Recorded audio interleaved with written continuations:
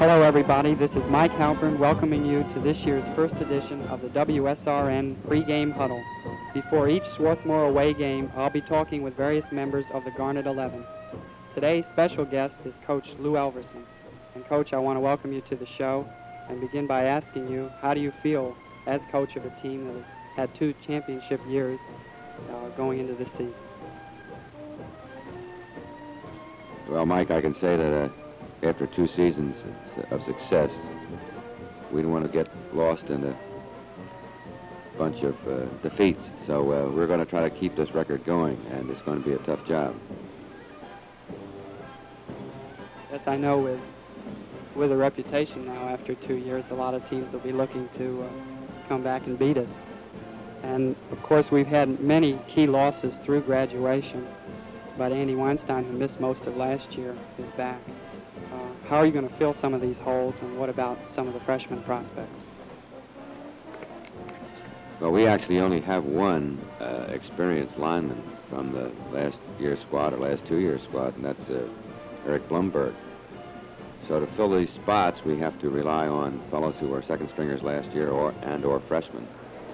And you've asked me about the freshmen, and I think that some of them are going to be outstanding, particularly people like Bobby Clark from Central High School in Philadelphia as a halfback and a backer-up, and Jerry Whitson, who's both a quarterback and a defensive halfback. And there's a boy who never played any defense in his life in high school. As far as the line's concerned, we've been fumbling and fuming, I guess you'd call it, trying to find the right combination. And I think last night's practice proved that we now have a good combination that looks like it can do the job. Well, that's very good to hear. How about your offensive team? Basically, if you could tell us something about the personnel and also some of the formations you will probably be using during the first part of the year. Well, as you probably realize, in the last couple of years, we've been able to power teams, and we don't feel we can do that this year. So we must open up the offense and play, perhaps, for as far as the public is concerned, a more exciting type of game. And we're going to rely very heavily on the pass. After all, we have Somerton with 4 years' experience, and behind him we have Mike and Jerry Whitson, the freshman I spoke about, Mike O'Neill and Jerry Whitson. And we have people that can catch the ball. So we feel that we can open up the defense. Defenses play, 8-9-man line against you. We can open them up with a pass and keep them honest, and then get our running attack working. Well, on the defensive side, you certainly have quite a bit of strength at linebacker, or at least considerable experience. The problem, as we see it on, preseason, is the line, where in the past we've had a very strong rush and we've been able to control the game. How will this affect your playing defense?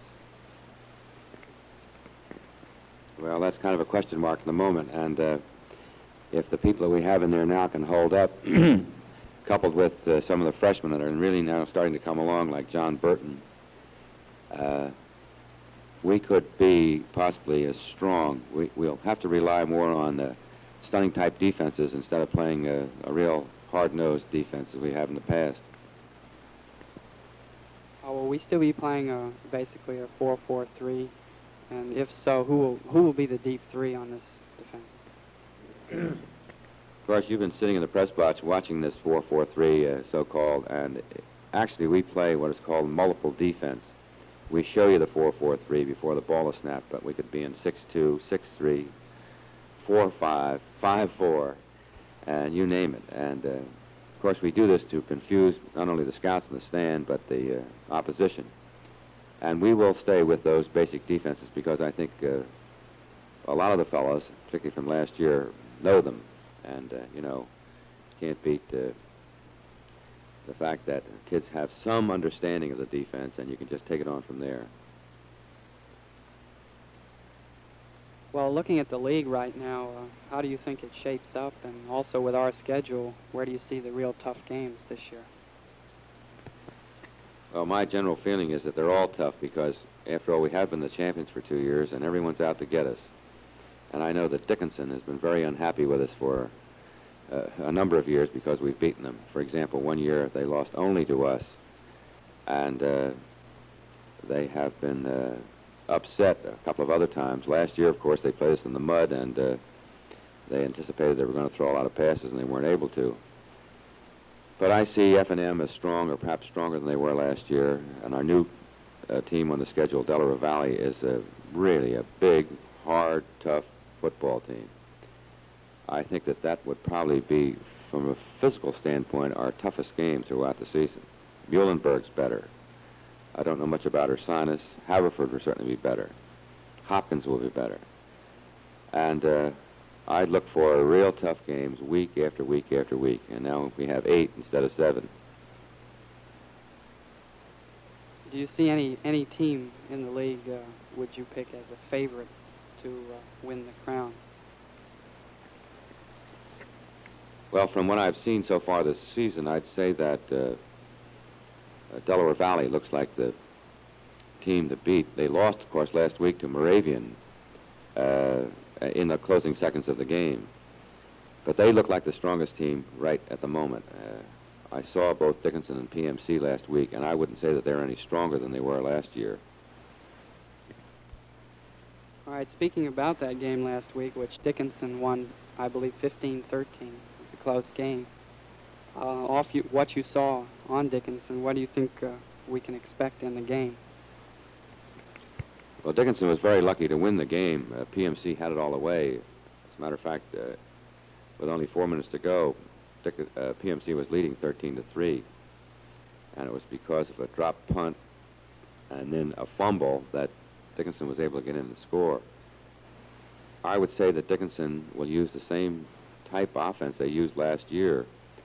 I don't think they have the personnel that they had. I think that their offense is inclined to be very stereotype, and I don't think that it can fool us too much. At least this is what I hope at the moment. Yes, PMC gave us a rough time last year, and they seem to play very tough football. Now remember that a missed field goal was the key to that game. As far as our kicking, do you think Dick McCurdy will be valuable when we get close to the goal line this year? Yes, we anticipate using the field goal a lot more this year than we did in the past, because Dick has not only gotten stronger and can kick from a greater distance, and his accuracy has become a lot better. We feel that this is going to be one of our big threats. And along that, in the kicking game, of course, Somerton is one of the finest punters in the conference, and we feel that the kicking game to us this year can be a real offensive weapon instead of a defensive weapon. Well, finally, against Dickinson, will we go to the air, as you mentioned previously, to open up the defenses? And off what you saw, do you think this can be successful against Dickinson? Yes, I do. I think that if they will play relatively the same type of defense that they played against PMC, we could pick them apart. I didn't quite answer your question before, how could Dickinson hurt us? And I think that one of the ways they can do it is to start pounding our line against our inexperienced linemen, and they may break us down that way. Well, this would certainly be just the reverse of what it has been the last 2 years, but we'll have to see what happens. Coach, I want to thank you very much for being here. It's been a real pleasure to have you, and I wish you a lot of luck in today's game and also throughout the season. Thank you very much, Mike. This has been the WSRN pregame huddle with our special guest, Coach Lou Elverson. We'll be back on the air next week before the F&M game at 1:15. Now stay tuned for Swarthmore football.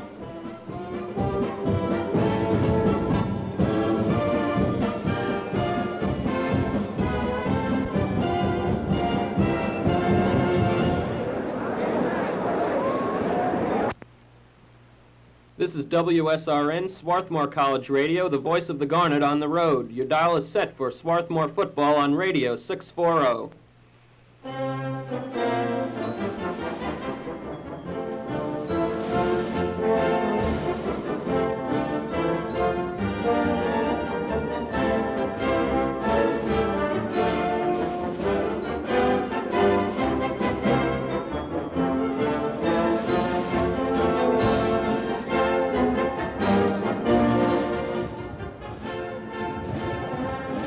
For the fourth straight year, WSRN brings you Swarthmore football. Good afternoon, everyone. This is Frank Brown, along with Mike Halpern and Bert Zurer, speaking to you from Dickinson College's Biddle Field in Carlisle, Pennsylvania.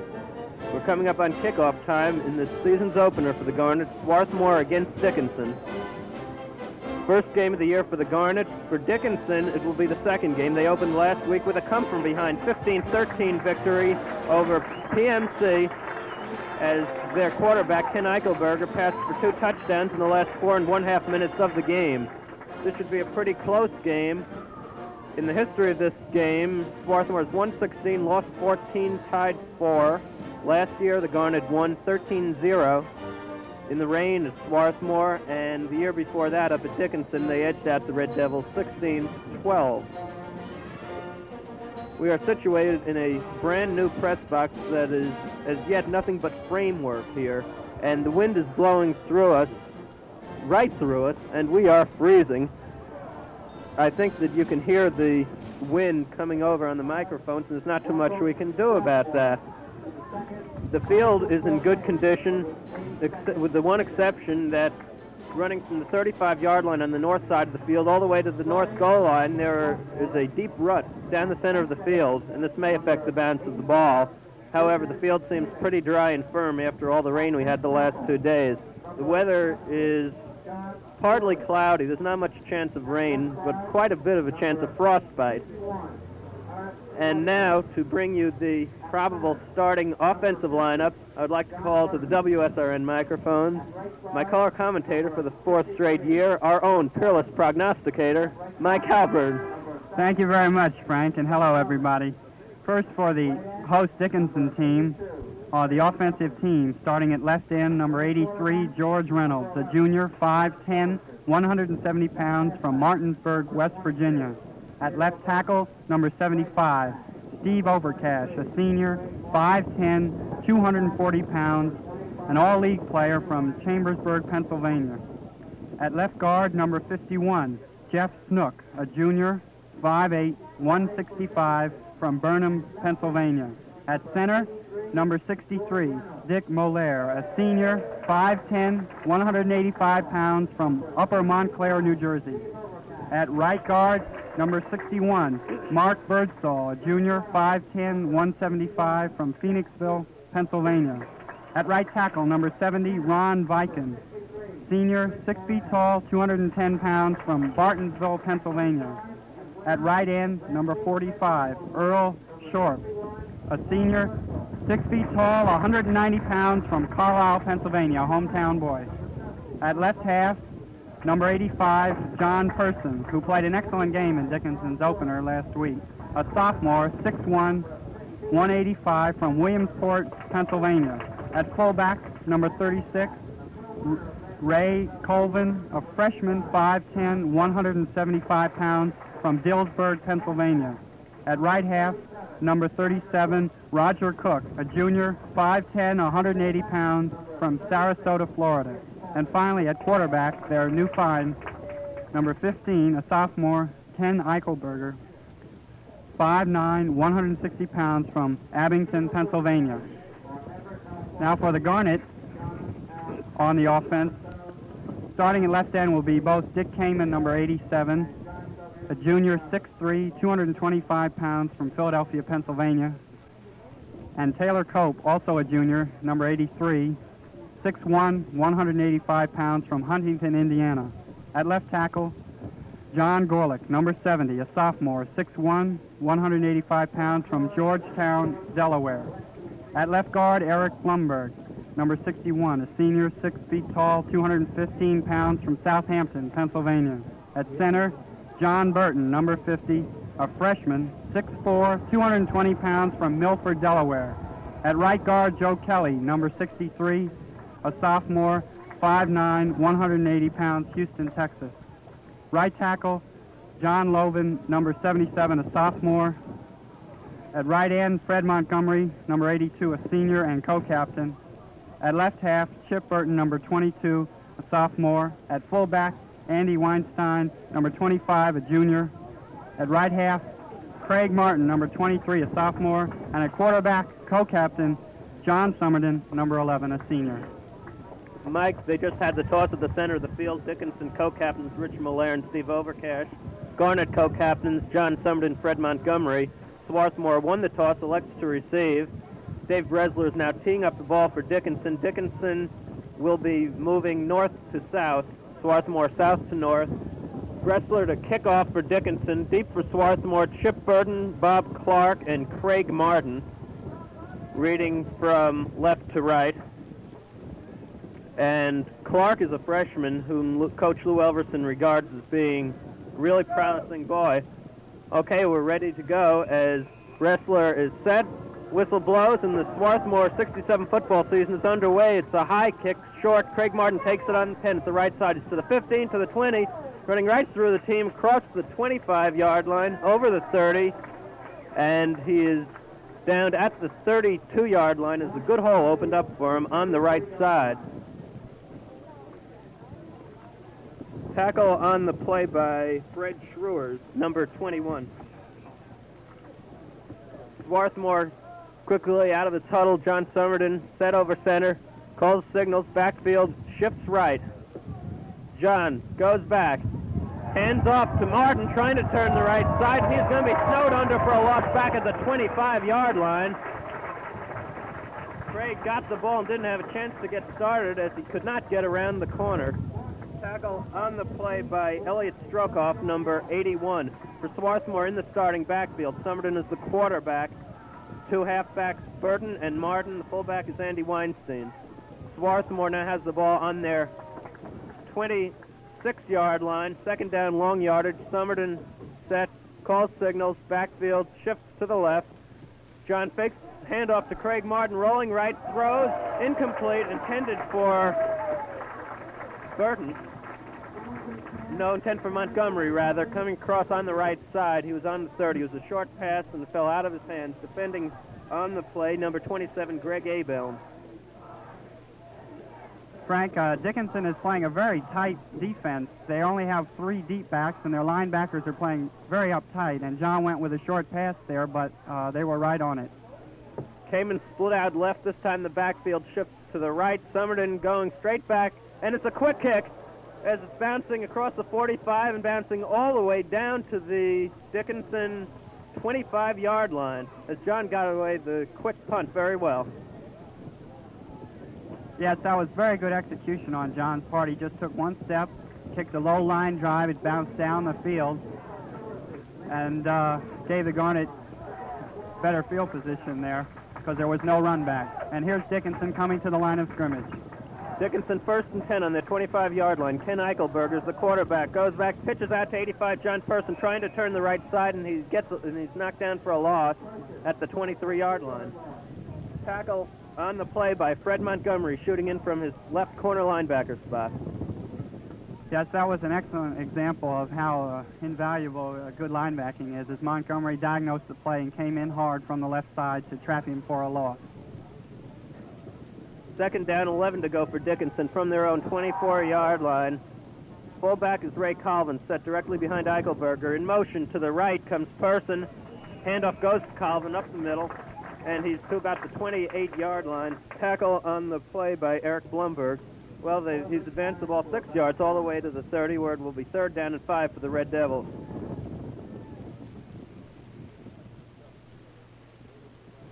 Third and a long 5 as center Rich Malaire breaks from the huddle. Right halfback Roger Cook goes in motion. Right, Eichelberger sets, throwing across the left side, incomplete, overthrown. He was looking for his fullback, Colvin, and there was no one near. The nearest man was Chip Burton, defending on the play. Yes, Frank, on that play he was looking for Colvin, and Andy Weinstein, the linebacker on that side, got right in between the quarterback and the receiver short, and he couldn't throw it through him, so he threw it away. On 4th down, Eichelberger set to punt from his own 15-yard line. Gets the kick away, almost blocked. It's a wobbly one. Dropping down, there's going to be no run back as it goes out of bounds on the Swarthmore 33-yard line. And Garnet will take over 1st and 10 on their own 33. Craig Martin was back in safety to receive that punt. There was an excellent punt rush on that play, and we might see that, Frank, later on in the game, as I think it was Andy Weinstein almost got in and blocked that punt. Garnet breaks from the huddle. Somerton set under center. 1st and 10 for Swarthmore from the 33. Backfield shifts left, putting Burton into the slot left. Handoff goes to Martin. Craig battling through the line. He goes across the 35 and up to about the 37-yard line. Perhaps he'll spot it on the 38. No, it's on the 37. Gain of 4. 2nd and 6 for the Garnet. Tackle on the play by number 70, Ron Viken.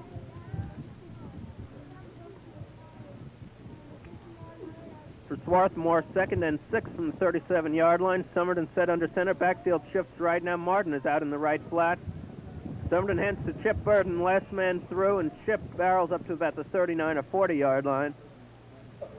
Blocking on that play led by center John Burton.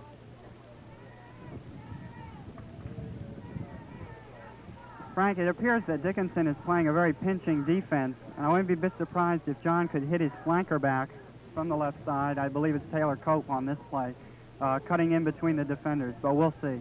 3rd and 3 for Swarthmore from the Garnet 40-yard line. Backfield shifts left. Somerton fakes handoff to Martin. Throws. Taylor Cope has it in the open at the 40. He's to the 30, to the 20, to the 10, and he's in for the touchdown. Touchdown Swarthmore. Taylor Cope caught it 2 yards ahead of his man at the 40-yard line. And just like that, Swarthmore opens up and is ahead, 6-0. Frank, that was a beautiful pass by John Somerton to Taylor. Taylor got 2 steps. John threw a hard spiral. You got to do that in the wind, and he did it. And Taylor had the men beat and sped it all the way to the far corner of the end zone. And Swarthmore, with 11:24 showing on the clock in the first period, leads 6-0. Now Dick McCurdy will try the extra point. Mike O'Neill holds. Ball is snapped, placed down, and booted. The kick is good. And the score with 11:24 left in the first quarter. Swarthmore 7, Dickinson 0. That drive started on the 33-yard line of Swarthmore, and it was only 3 plays, 2 running plays to move the ball up to the 40, and a 60-yard pass, Somerton to Cope on the right side. Defending on that play against Cope was Scott Sanders, number 43, and Taylor fooled him as he faked a move to the inside and left him behind, 2 steps behind.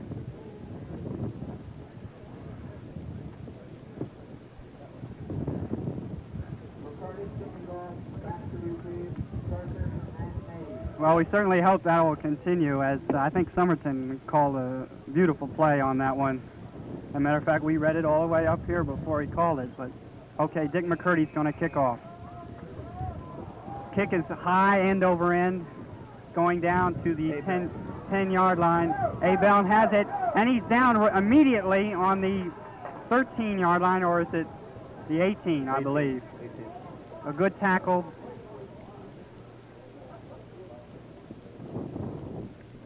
But I believe the kicker McCurdy made the tackle on the play. Okay, Dickinson takes over 1st and 10 on their own 18-yard line. They break from their huddle, and Eichelberger set over center, calls the signals, pitches to Person trying to turn the right side. He's away from Montgomery, but Chris King has him, slows him down, and he is tackled on the 14-yard line for a, well, they called the 14, loss of 4 yards on the play. Again, Frank, good linebacking as Fred Montgomery and Chris King showed excellent pursuit on that play. Montgomery forced the play, and then when he missed his man momentarily, Chris King stopped the play, and Fred also was in on the tackle. Here we go again. 2nd 14 for Dickinson. Eichelberger goes straight back to pass. Sept throwing out on the left side for Person, overthrown on about the 28-yard line. He was covered on the play by Chip Burton.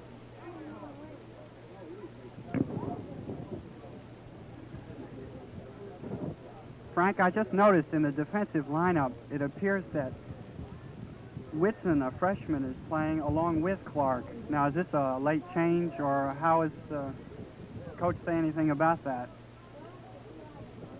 Well, let's see. We have on the line, we have Loven and Blumberg and Burton and Kamen. I'm not sure.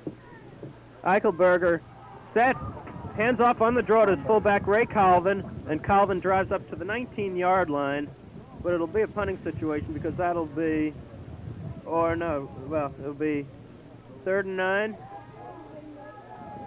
Tackle on the play is by Eric Blumberg, 4th and 9, rather. Eichelberger set to punt, dropping back in double safety for Swarthmore. Chip Burton and Craig Martin, they're standing on their 40-yard line. Bad pass. Punt is almost blocked. It bounces down at midfield and rolls to the Swarthmore 42-yard line where it rolls dead. Swarthmore will take over on their own 42. Frank, I'd like to mention on that last draw was a rare draw play, a double fake. First time he didn't give it to the fullback, then he gave it to him, but Eric Blumberg showed a lot of experience can do as he diagnosed it and stopped it. And on the punt, Dick Kamen almost blocked it. So again, I emphasize we could get a stray block punt later in the game. 1st and 10 for Swarthmore from their own 42-yard line. Somerton set under center, calls the signals. Backfield shifts right. Martin is in the slot. Somerton hands off to Chip Burton, goes over the right tackle slot and goes to near midfield. He's up to about the 48-yard line for a 6-yard gain, and it will be second for the 49, 7-yard gain. 2nd and 3 for the Garnet as Chip found a good hole over right tackle. Tackle on the play by Greg Abel. And Joe Kelly and John Loven opened that hole up for him from the 49-yard line. 2nd and 3. Somerton set. Backfield shifts left. You have Cope flanked out left. John hands the first man through Weinstein. Andy across midfield to the Dickinson 49 before he is driven back, and we'll see where they spot the ball. They'll put it on the 49 where it will be 3rd and 1 for the Garnet. Well, Frank, Andy tried it up the middle there. He was stacked up by a heavy Dickinson line. Now here's an interesting possibility for John Somerton. Dick Kamen has come in at flanker. We'll see whether he goes for all or for the first down. Handoff goes to Chip Burton, going over right tackle. He has the first down with room to spare as he goes to the Dickinson 46-yard line.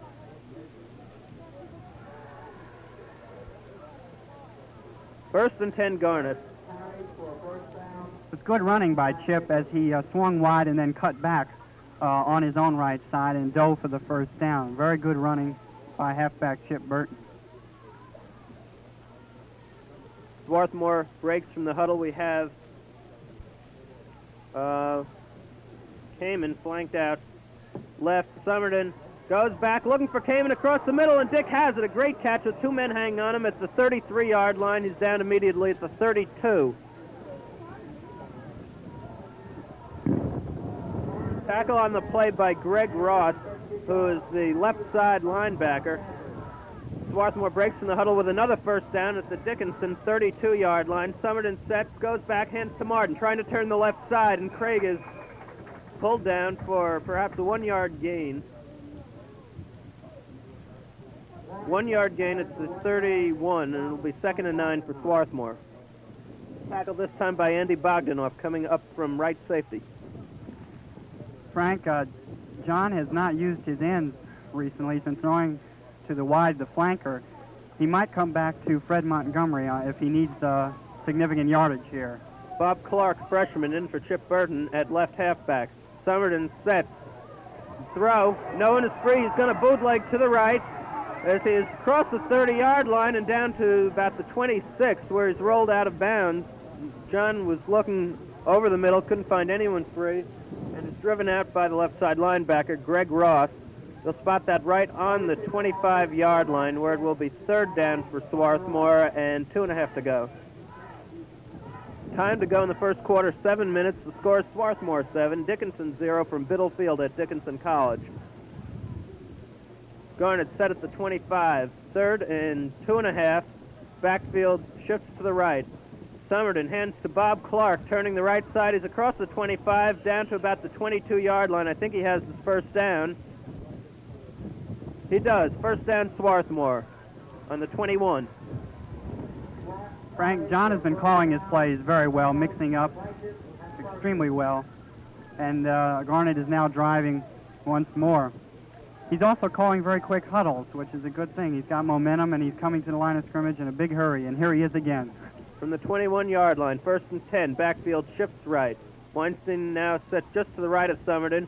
He hands to Chip Burton, going around the right side. Chip breaks through a tackle, and he's going all the way. Touchdown. Touchdown Swarthmore as Chip hurdled 2 tacklers at the 15-yard line. Frank, beautiful individual effort by Burton, but those tacklers were leveled also, and I believe that's over Eric Blumberg's hole, playing head-to-head with Mr. Overcash. Brilliant play, and it's 13-0. McCurdy is now going to try again for the extra point. Ball's high snap. McCurdy, it's blocked in the line. Snap was too high, and Dick couldn't get it out in time. So with 6 minutes and 6 seconds showing on the clock in the first quarter, the score is Swarthmore 13, Dickinson nothing. That kick was blocked by Al Timke. Now the drive for Swarthmore started from their own 42-yard line. Took 8 plays. The key plays being a pass to Dick Kamen that covered 15 yards and the 21-yard touchdown run by Chip Burton over right guard. Might say, Frank, that all the yardage on the ground has been to that right side. John has obviously found something that he would like to use because they've been going over that right side very well. Blumberg is pulling well from his left guard position. McCurdy set to kick off for Swarthmore. Kick is away. It's high and not too deep. It's going to be taken by Abe Belnett at the 14. He's to the 20, to the 25, runs right into number 14, Jerry Whitson, the freshman, and he's down at the 27-yard line. First and 10 Dickinson from their own 27. With 6 minutes to go in the first quarter, the score is Swarthmore 13, Dickinson 0.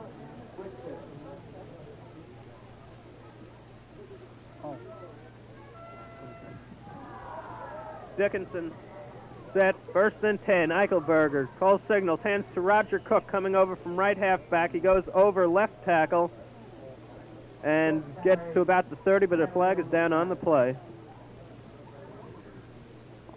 The penalty is against Dickinson. On that play, Dick Kamen, Bobby Clark, and the right side of the Swarthmore defense held pretty well. They're talking to Fred Montgomery right now about the infraction. And Fred's going to take the penalty. And it looks like a major infraction. Referee is walking it all the way back to the 13-yard line. He's placing it down. Here comes the signal.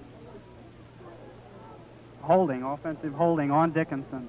So that'll make it first down and very long yardage. 25 yards. All right, here we are at the line of scrimmage again. Eichelberger set. He is looking out on the right side. The referee is in the open, and so is John Person. He has it at the 30-yard line to the 35. Breaks Taylor, comes tackled the 40s to midfield. Finally driven out at the 47-yard line of Swarthmore. John Person was led perfectly on that play. I didn't think he was going to get to the ball. He once at the last minute got it. He seemed to be tackled at the 40-yard line. He broke away from Cope. He broke away from another tackle at his own 48-yard line. The ball's now in the Swarthmore 48. Tackle finally made by Jerry Whitson.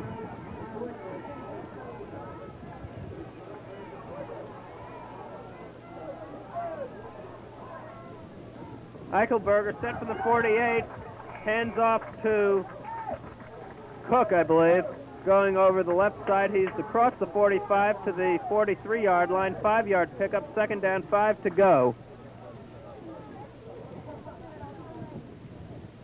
Dickinson now has momentum, and they too are going to the quick huddle as Eichelberger set under center, calls the signals, hands off to number 40, Dennis Mard. Left halfback, he goes over right guard to the 40-yard line. Frank, a very good tackle on that play by number 83, Taylor Cope. He came in from free safety, diagnosed the play, knocked the runner down very quickly. Here's a key third down play in Garnet territory right at the 40. 3rd and 1. Eichelberger set Marge in motion right. It is a fumble, and Swarthmore has it as Eichelberger fumbled the snap from center, and Eric Blumberg falls on the loose ball for Swarthmore at the Garnet 42-yard line. First and 10 Swarthmore as the defense is playing heads-up ball here. Yes, it looked like Dickinson was getting some momentum, but that ball just squirted right out of the quarterback's hands, and Eric grabbed it in a big hurry, and here comes Summerson. Swarthmore set first and 10 from their own 42. Summerton calls signals. Backfield shifts right. Chip Burton in the slot right. Summerton hands to Burton. He's going around right end. He's across midfield to the 45, still driving to the Dickinson 44-yard line. Stop on the play finally made by number 61, Mark Birdsall, and it's a 1st and 10 Swarthmore from the Dickinson 44-yard line. All right now Dickinson has taken timeout with 4:04 on the clock. The Garnet leads in this first quarter 13-0. And Frank, so far, it's been the 2 passes to the flanker back position and the very good penetration on the right side by the Garnet running attack. And Chip Burton really looks like a revelation out there. He's running extremely well. And John Somerton looks very good handling the team at quarterback. Strange thing is that the Dickinson defense is stacked on that side. Their left side defense has the strong side linebacker there. And it's very strange that the Garnet has been going through that very well. But Burton has been cutting back towards the middle as he tries to sweep that side very well. So right now the ball is in the middle of the field. Garnet has it on the Dickinson 44. They have a 1st down. And their offense has looked exceptionally sharp so far in this game. We might mention that the stiff wind, which is blowing across the field, should be no factor on as far as which side the team is coming from, since it is blowing across the field. All right, now John brings the team to the line of scrimmage. Back to you, Frank. Dick Kamen flanked out on the left side. Summerton looking for Kamen. Still looking. He's trapped. He's going to have to run for it. And he's driven out of bounds, forced out back in Swarthmore territory at the 48-yard line. He was looking for Kamen all the way, and Dick was doubly covered by Bogdanoff and Sanders. Yes, Frank, he looked 4 or 5 times before he finally wisely decided to run off the field there as he was being chased by 4 men. Taylor Cope now comes in for Dick Kamen at flanker. If John noticed anything on that play, it was that he could have gone to another man because they had double coverage on the flanker, and they were covering tight end Fred Montgomery also. So if they can swing another man, he should be very free. 2nd and 19 for Swarthmore from their own 47. Backfield shifts right. Craig Martin off to the right now. Summerton set, rolls right. Looking for Martin now. He throws to Dexter Farley coming across from tight end. And Farley has it at midfield and is down to the Dickinson 48-yard line. Pick up on the play of 5 yards, but it'll be 3rd and 14 for Swarthmore. It's a good call. He swung the flanker way out and had Chip Burton cut across the secondary, leaving the open slot in linebacker, and he hit Farley. Now Farley's out, Montgomery in. Backfield shifts right. Summerton set. Hands to Burton. He's looking to throw the option pass. It's complete to Montgomery at the 45. Fred trying to break free, and he gets to the 41-yard line. Tackle on the play by Ron Vikens. Frank, on that play, Craig Martin, the other halfback, went deep, and Montgomery was short. Martin was free for the touchdown, but Chip unloaded early to Fred. So this brings up a 4th and 7 situation from the 42, and John is going to go back and punt. Back in double safety is number 43, Saunders, number 27, Ahom. Summerton gets the punt away, and Sanders is going to let it bounce, hoping it goes into the end zone, and it just barely makes it. Summerton almost had that ball rolled dead deep in Dickinson territory, but it will be a touchback, and Dickinson will take over. 1st and 10 on their own 20. We have 2:36 left in this first quarter from Dickinson. The score, Swarthmore 13, Dickinson 0. John Summerton has been one of the better punters in the league for the past 3 seasons, and that was a good example why he kicked that ball into the wind. It was a very good punt. Eichelberger set from his 20-yard line. Hands off to the fullback, Colvin.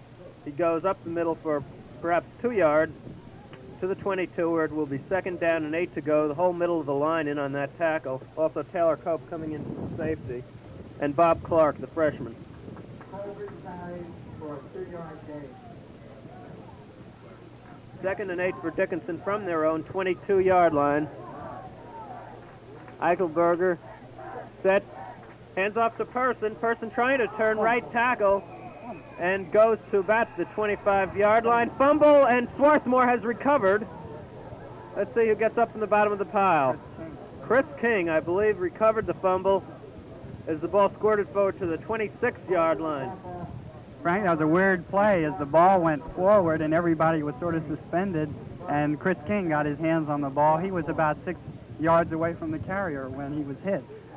So here's an excellent opportunity. Somerton brings the team to the line of scrimmage. John said we have sideline left, running room right.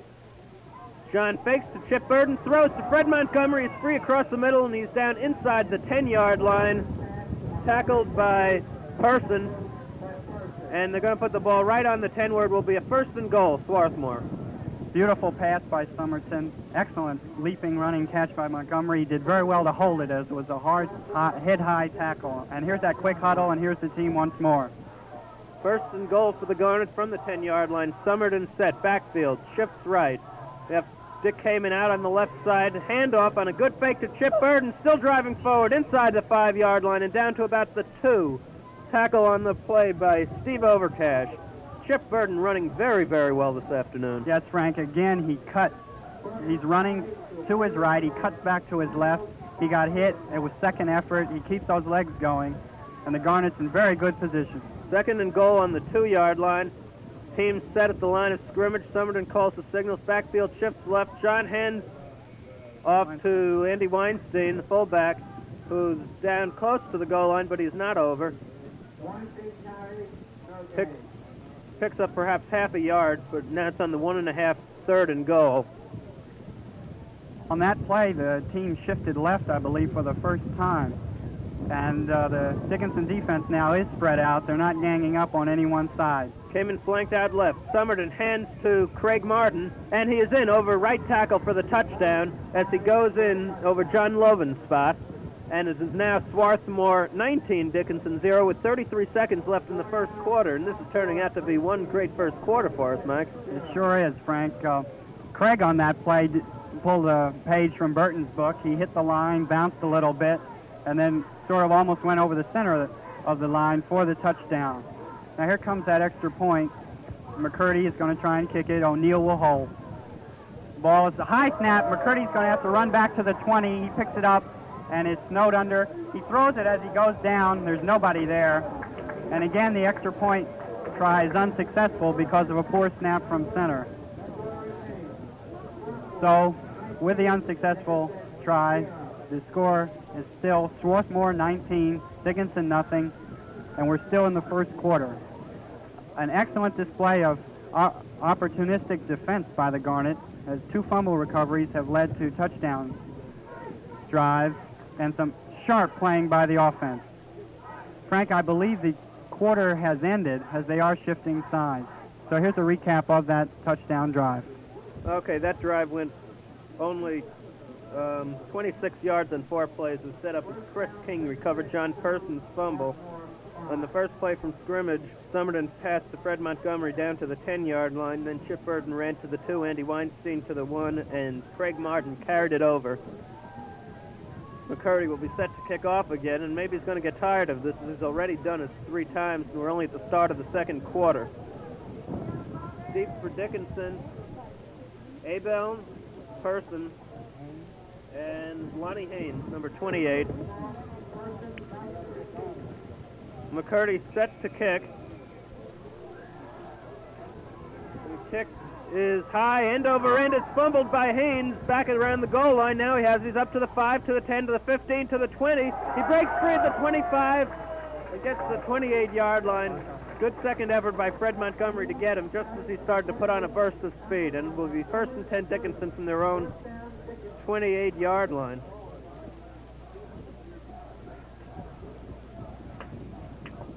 Yes, Frank, that was an excellent play by Fred because there was daylight at the far sideline. Now the defense digs in as Eichelberger leads Dickinson to the line of scrimmage.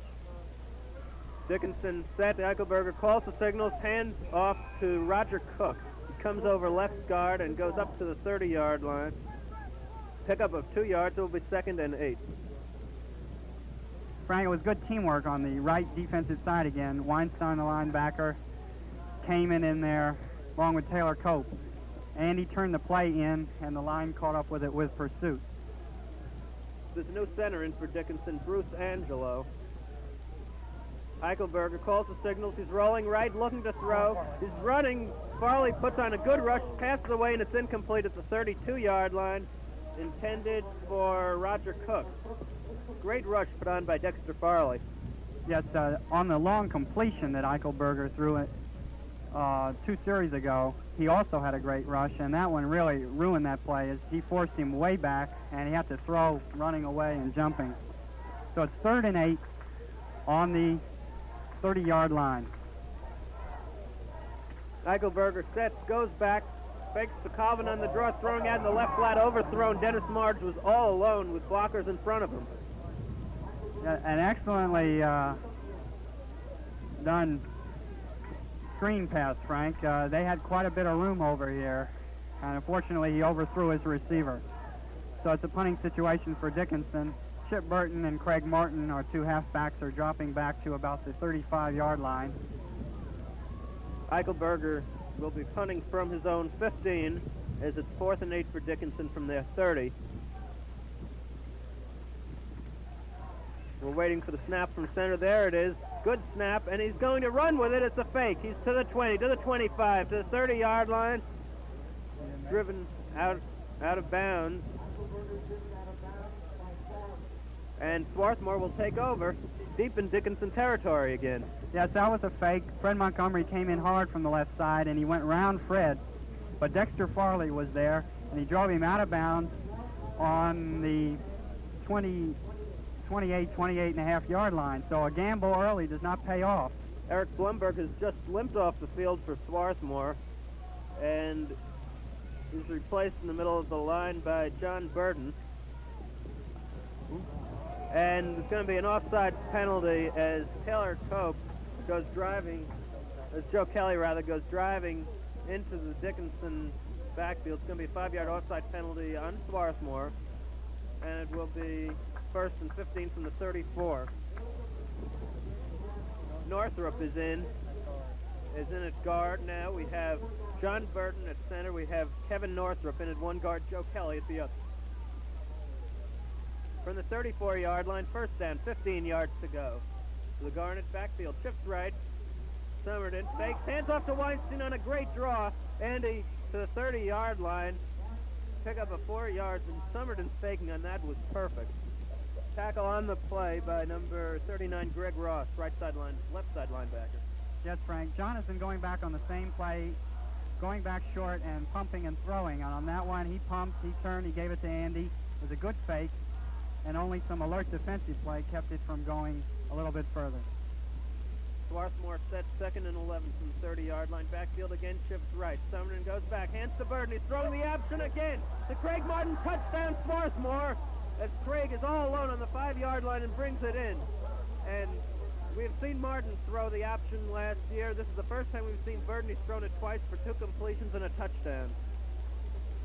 Yes, Frank, it's the same play before, except this time Chip looked for Craig deep, and Craig had number 85, Person, the deep safety, beat by 3 or 4 yards.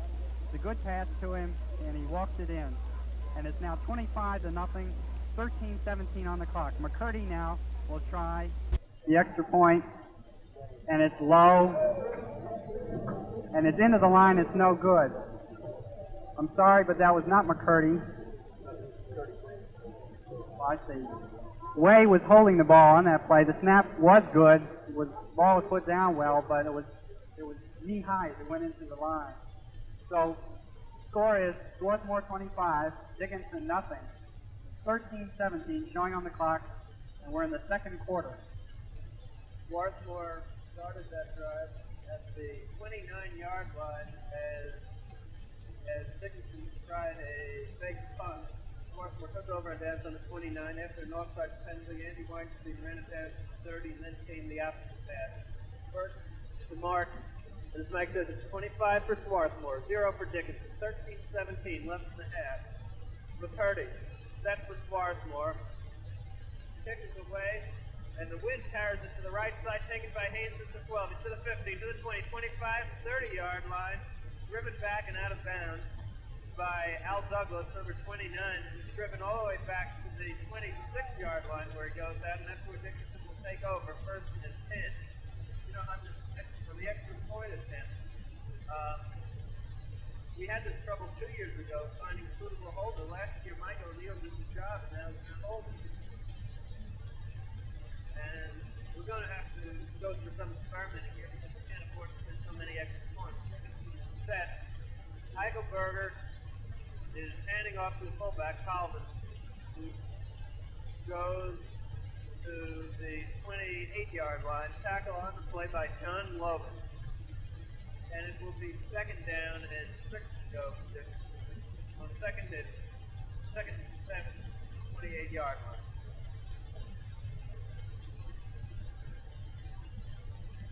Eichelberger set, hands off on draw to John Person, and Person does not pick up very much yardage.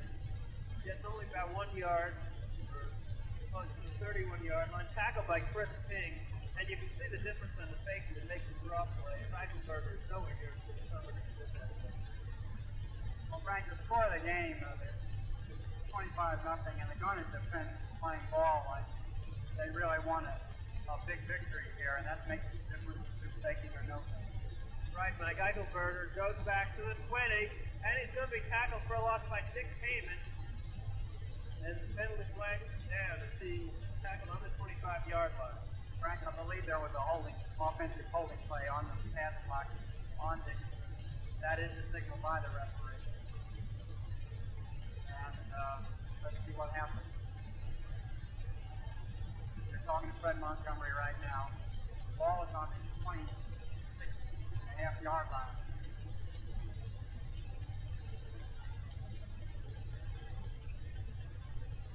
I think he's explaining the whole rule book. Yes. Finally, here's the signal. Decline. Swarthmore refuses the penalty. It's a kicking situation for Dickinson. Burton and Martin go back. Chip at the far sideline, Craig nearer towards us.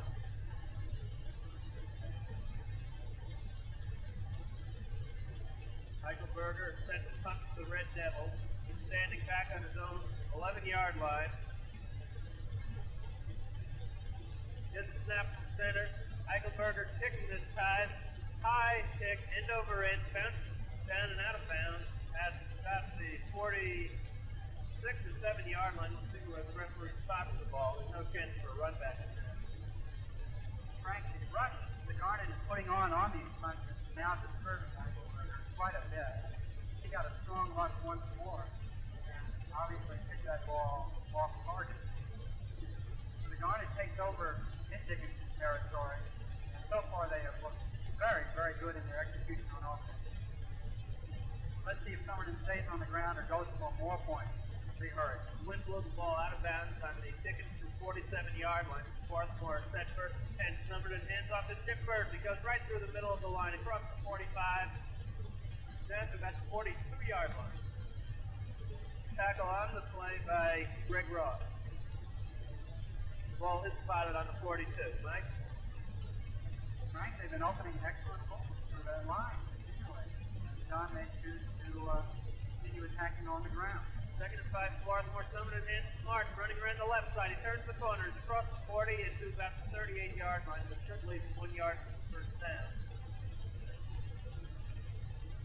Well, no, he's piled up 2 yards away. That's the 39 1/2 yard line. Tackle on the play by Andy Bogdanoff. And it will be third and a long two for Swarthmore. Summerton set, hands to Burton, and tackled by Greg Ross short of the first down at the 38-yard line. And Dickinson player down on the fence and he's not fully getting up to the 45-row score. And he's looking around and he's hobbling off the field now. Placed by number 80, Bill Kraft-Cannon. Sharp playing in the bench. Frank, with 10 minutes and 50 seconds on the clock, they're measuring to see whether it's a first down or not. The Garnet is short by about 3 or 4 inches. Now, let's see what Coach Elderson and quarterback Summerton decide do here. I think they'll probably go for it. With the ball on the about 37. John brings the team to the line of scrimmage. Fourth down. Summers and Sept. Backfield shifts right. John hands off the fullback Andy Weinstein. He may have the first down. It's going to be very, very close. He hits the center of the line and just holds like a wall, and they're going to measure again.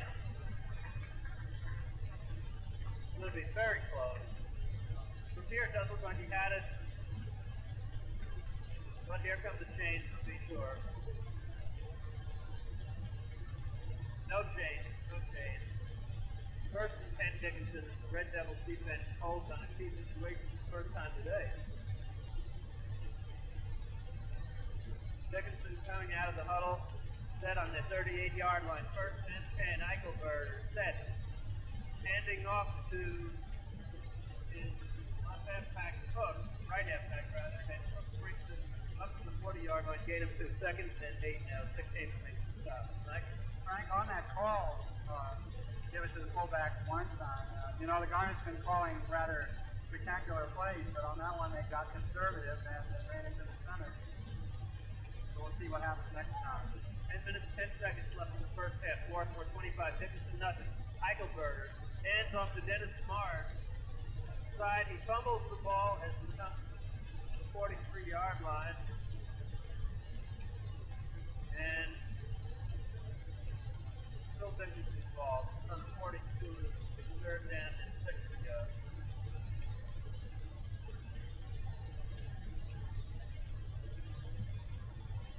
Third and 6, 42.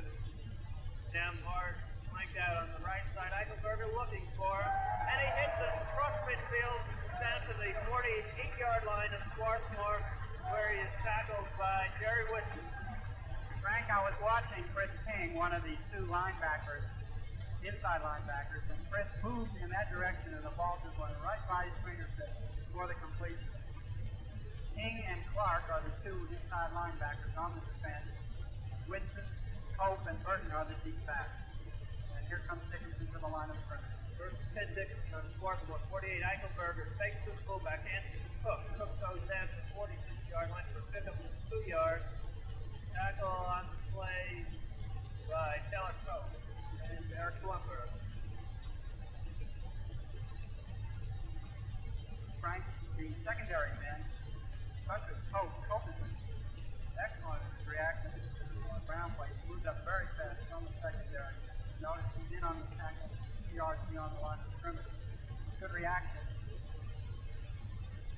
Eichelberger set hands up, Cook running straight over the left guard. Goes down to the 41-yard line, 41 and a half. Short of the first down by plenty. Taylor Cope makes the tackle, but it's going to be third down and about 3.5 to go. Frank, they haven't thrown a pass in a while. This may be a situation where they feel that they can do it, although they have been doing well on the ground. They're overloaded on the right side in the backfield. Eichelberger hands off to Roger Cook, drives forward over left tackle, and he has the first down at the 35-yard line. First and 10 Dickinson. That time they lined up with 2 men, Calvin and March, on the right side, outside of the end. And Cook was the only inside back. Timeout is called by the Garnet in this case, and Andy Weinstein goes to the sideline. 7:46 going on the clock. We're in the second quarter. Weinstein now is adjusting it. Dickinson has gotten the drive going. They've been running hard off the tackle and now have penetrated to the Garnet 35. What this does, though, is make the secondary and the linebackers come in quicker since the running is penetrating the line. Now the Dickinson quarterback, Eichelberger, may choose to fake somewhere in here and then just loop it right over an oncoming secondary. This is what happens when your ground game works. This is what you can do to a defense. So I'm sure that our secondary will have to be very conscious of this. They have been coming up very quickly to do the ground play. So we'll see what happens. So far it's been a very strong, steady drive, and this is what Coach Elverson fears the most from Dickinson in our pregame talk. That's right, he was afraid Dickinson would be able to really play ball control and move through the inside. Their advantage in this respect was the greater field was really wet, I believe. Eichelberger sends the line of scrimmage, fakes and falls down on his own, trying to go over left tackle on the quarterback keeper. No one was near him when he fell down. Gibson will pick up a 1 yard on the play, and it's 2nd and 9 from the 34-yard line. Good call, Frank. There was a fake at the play they had been using when he said it was a keeper with an extra blocker, but he fell on his own knees with no help from anyone.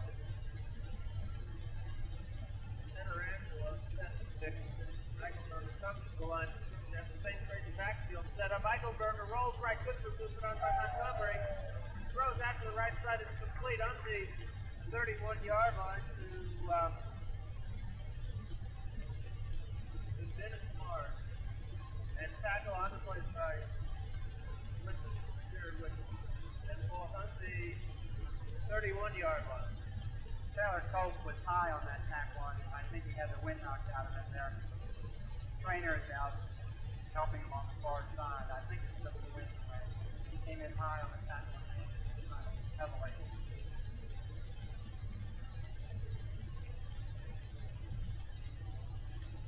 But once again, on that play, Garnet pressure on the quarterback because all he had was that little short option to throw. And as long as the Garnet can apply the pressure, they'll be doing a good job. Now, Taylor is getting to his feet, but he's wobbly. And number 29, Al Douglas, who plays on the kick coverage team, is now coming in to play safety. Now, this is an important change in the defense. But Taylor has a great deal of responsibility back there. But the injury doesn't appear to be too serious. And I hope it's just a precautionary measure. 7 minutes showing on the clock. Dickinson cheerleaders now beginning to try and generate some enthusiasm. 3rd down. Let's go for Dickinson. 31. Eichelberger then quickly goes back. He is throwing long. Overthrown, intended for 83. George Reynolds. Immediately they went to George Douglas to try to exploit the men. Well, Whitson was over there too. They had to box pretty well, so he had to overthrow and throw the ball away. But that's the thing. The injury in the secondary, you go right after that substitute. The 4th down, and I think they pretty well have to go to the air to get it. 4th and 6 from the 31. Big play here. Eichelberger set over center. He's going straight back to pass, and he falls as he tried to fake to his fullback, Calvin, and tripped over Calvin's leg. And Bob Clark fell on him with this action of college football. He is hit the ground, play is dead, and that play is dead on the 37-yard line. Yes, Frank, and your point about Somerson's execution makes a big difference. As you see there, the quarterback fell on one play, he fell on another. John so far has just played excellent football. 1st and 10 Swarthmore, they have the ball spotted on the 36-yard line of the Garnet. Handoff comes to Schiffer trying to turn the right side. Breaks one tackle, goes across the 35-yard line, gets back to the line of scrimmage. That's all. Tackle on the play by Bruce Angelo. They'll give the pickup of 1 and 2nd and 9 and 4th. Frank, I think the Garnet, although we have a 25-0 lead, will have to open up that defense, just like Coach Elverson said. They will have to continually open it up with different direction plays and some razzle-dazzle passing, because I just wonder if our line is going to be able to rip open those holes for Burton and Martin continually. And Dickinson started to show his strength in the last drive. We'll see what the Garnet offensive line can do against their defense. Swarthmore sent 2nd and 9 from their own 37-yard line. Summers call signals this time so long now. Fumble on the snap from center. And Dickinson has recovered the ball. Greg Ross fell on it, and John never did get the handle. Ball is on the 37, 1st and 10 Dickinson. Well, we talked about execution. There was the snap somehow took John a little by surprise because he had his head up in the air when he got the ball. So here we go. First and 10, Eichelberger sets hands off to Calvin, who cuts over right guard and gets 1 yard, perhaps a tackle on the play by John Love. Gives him 2 yards to 35 and over second and 8.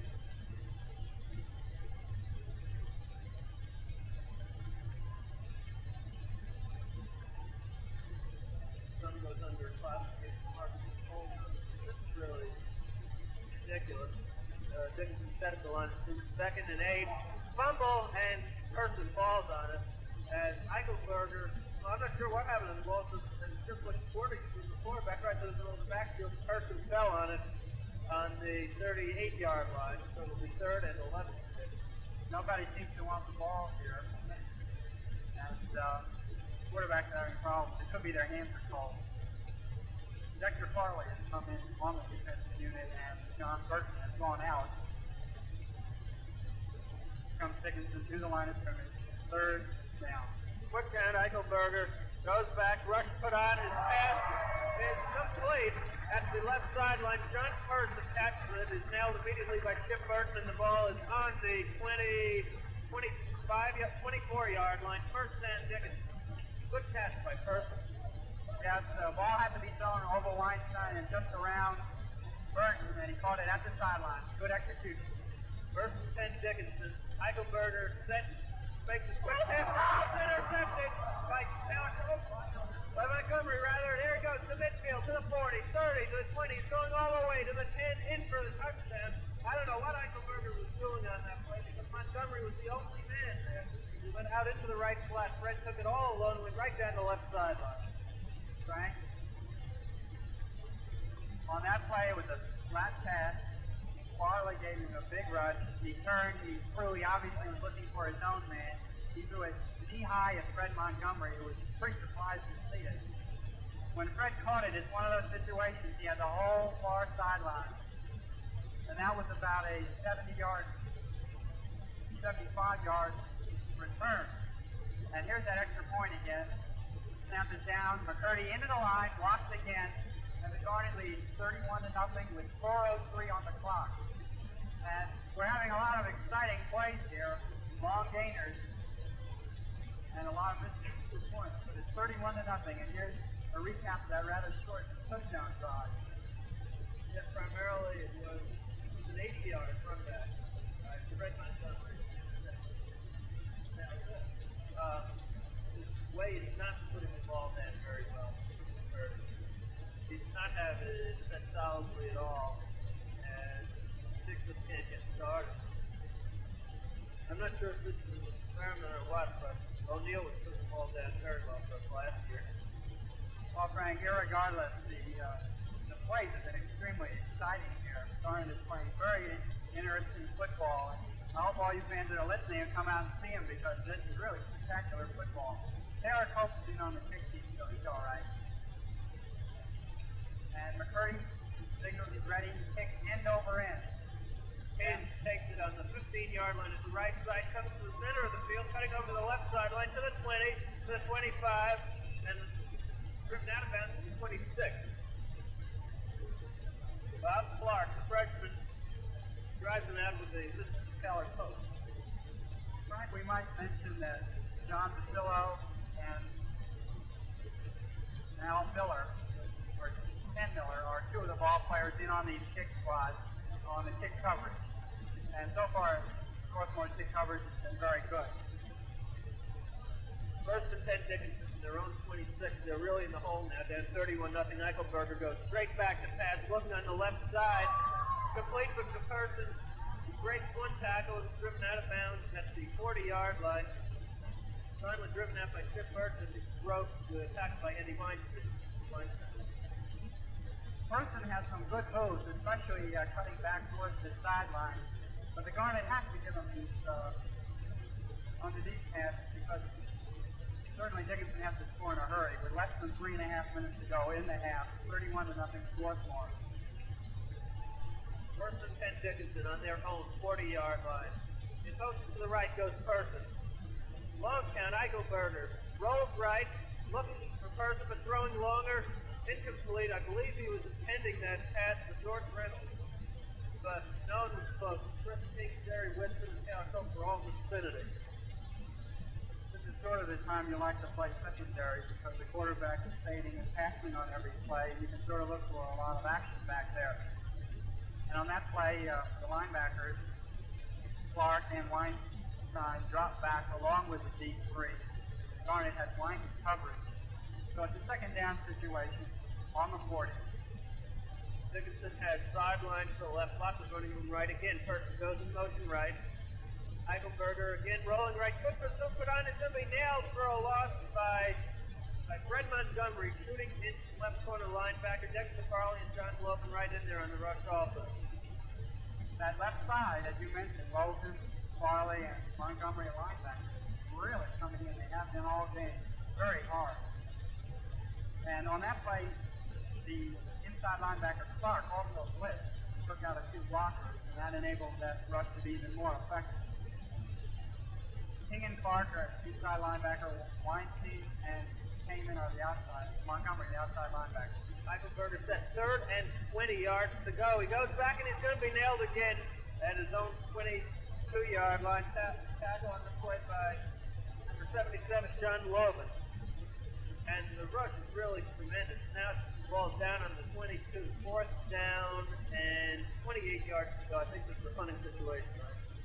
Yes, it is, and it shows when you fall behind like that, the quarterback is at the mercy of a line. They know he's not going to run with it. Eichelberger is back on his 10-yard line, I believe, to kick. Back in single safety is Craig Martin.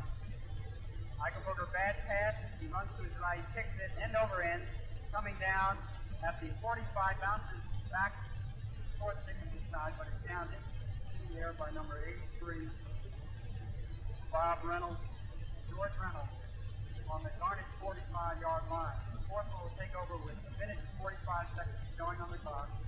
Minute 45 to go in the half. Swarthmore leading 31-0. They have the ball first and 10 on their own 45. Number 30, John Basillo. Number 20, no, he's going off. 30, John Basillo is in at fullback. Okay, Swarthmore set from the 45. First and 10 backfield, Sept to the right. Third and 12, signal 10. Sept goes across the 45 and up to about the 47 as he went around right end. On the play by Greg Abel and the 6'7" Mike Babb. Pickup of 1 yard on the play, and it will be 2nd and 9 from the 46. 1 minute, 24 seconds left in the half, and the clock is running. Do you suppose John is going to go for sideline pass and try to run up the score anymore by the halfway? No, I think he and Lou will stay on the ground here. They've done beautifully. Number 80, Frank Burns is in his flanker right now for the Garnet. Summered and fakes to Mark. Throwing long. All on is Chip Burton. He has it at 30. Still at 20. Now 15 and down inside the 15-yard line by Scott Sanders, number 43. Clock is running with 54 seconds, and now timeout is called. First and 10 Swarthmore on the Dickinson 15. Mike? John is not fooling around out there with an excellent fake into the line. You've mentioned repeatedly. Beautiful faker. Drop back to his right. Burton had cut through the line from the halfback position and was down toward the right sideline. Had his man beat. John put it up there.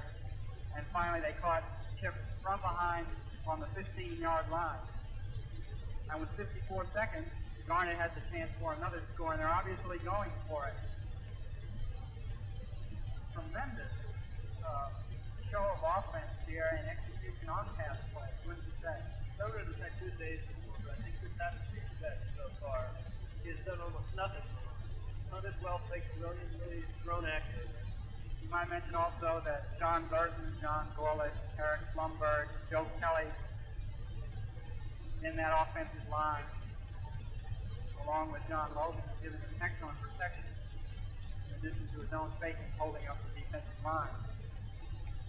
So right now, Weinstein is coming at fullback for Basillo. Montgomery is in at end. Martin and Burton are the halfbacks. And the flanker is Frank Burns. Burns split out left there's more running room for that side backfield. Shift left, Burton goes into the slot. Summerton goes back, hands to Mark. Craig looks to throw the option, he gets it away, incomplete. And pass interference, I think, will be called as the flag goes down. It was intended for Chip Burton in the left corner of the end zone. Pass interference is going to be a first down Swarthmore. What do they do? Put it on the 1. Yes, I believe so, Frank. The 1 or the 2. Or are they calling it the spot of the foul there on the 6? Yeah, I think it's on the 6. On that play, we had good coverage, and the guy bumped him unnecessarily, I thought.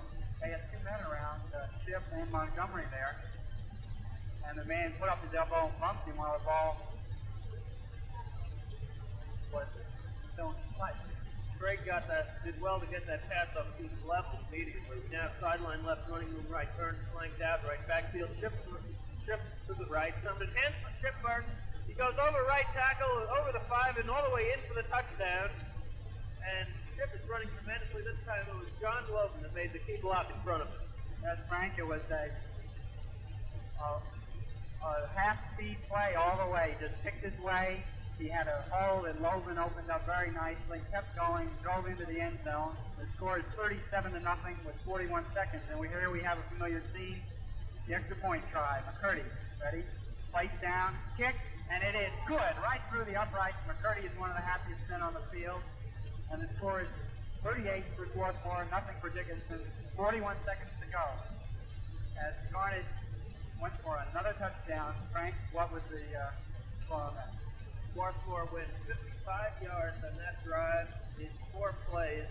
1 yard run by Chip Burton, then a long pass, John Summerton to Burton, that went from the Swarthmore 46 all the way down to the Dickinson 15, and the next play, pass interference penalty was called on Dickinson, giving Swarthmore first and goal from the 6, and Chip Burton ran it over on the first play. Swarthmore is playing a really inspired game. This is tremendous. Reading on the kick team, on the line left to right, we have, or right to left, we have Pope, Clark, Whitson, Burton, Miller, McCarty sent the kick. Up taken on the 5-yard line by the middleman first. He's to the 10, 15, 20. Breaks out to the open, comes across the 30-yard line, barrels across the 35, and tripped up, goes down to the 37. Tackle on the play by Taylor Hope. Also going off on that kick team, number 81. Fading, number 75, Ray Beck. And it will be first and 10 Dickinson on the 35-yard line. 33 seconds left in the half. It's Swarthmore, 38, Dickinson nothing. That's right.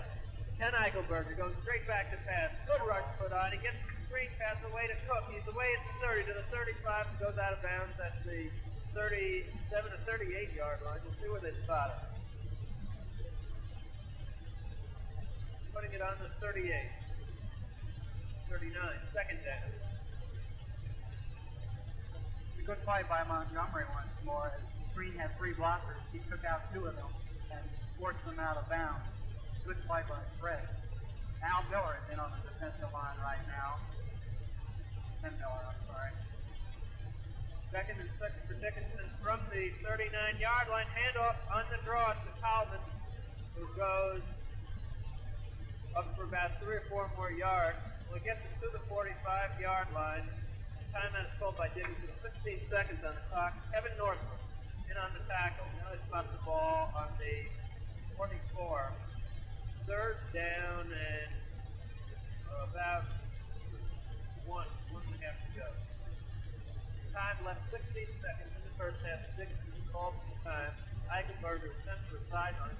Wouldn't go correct and then comes back in.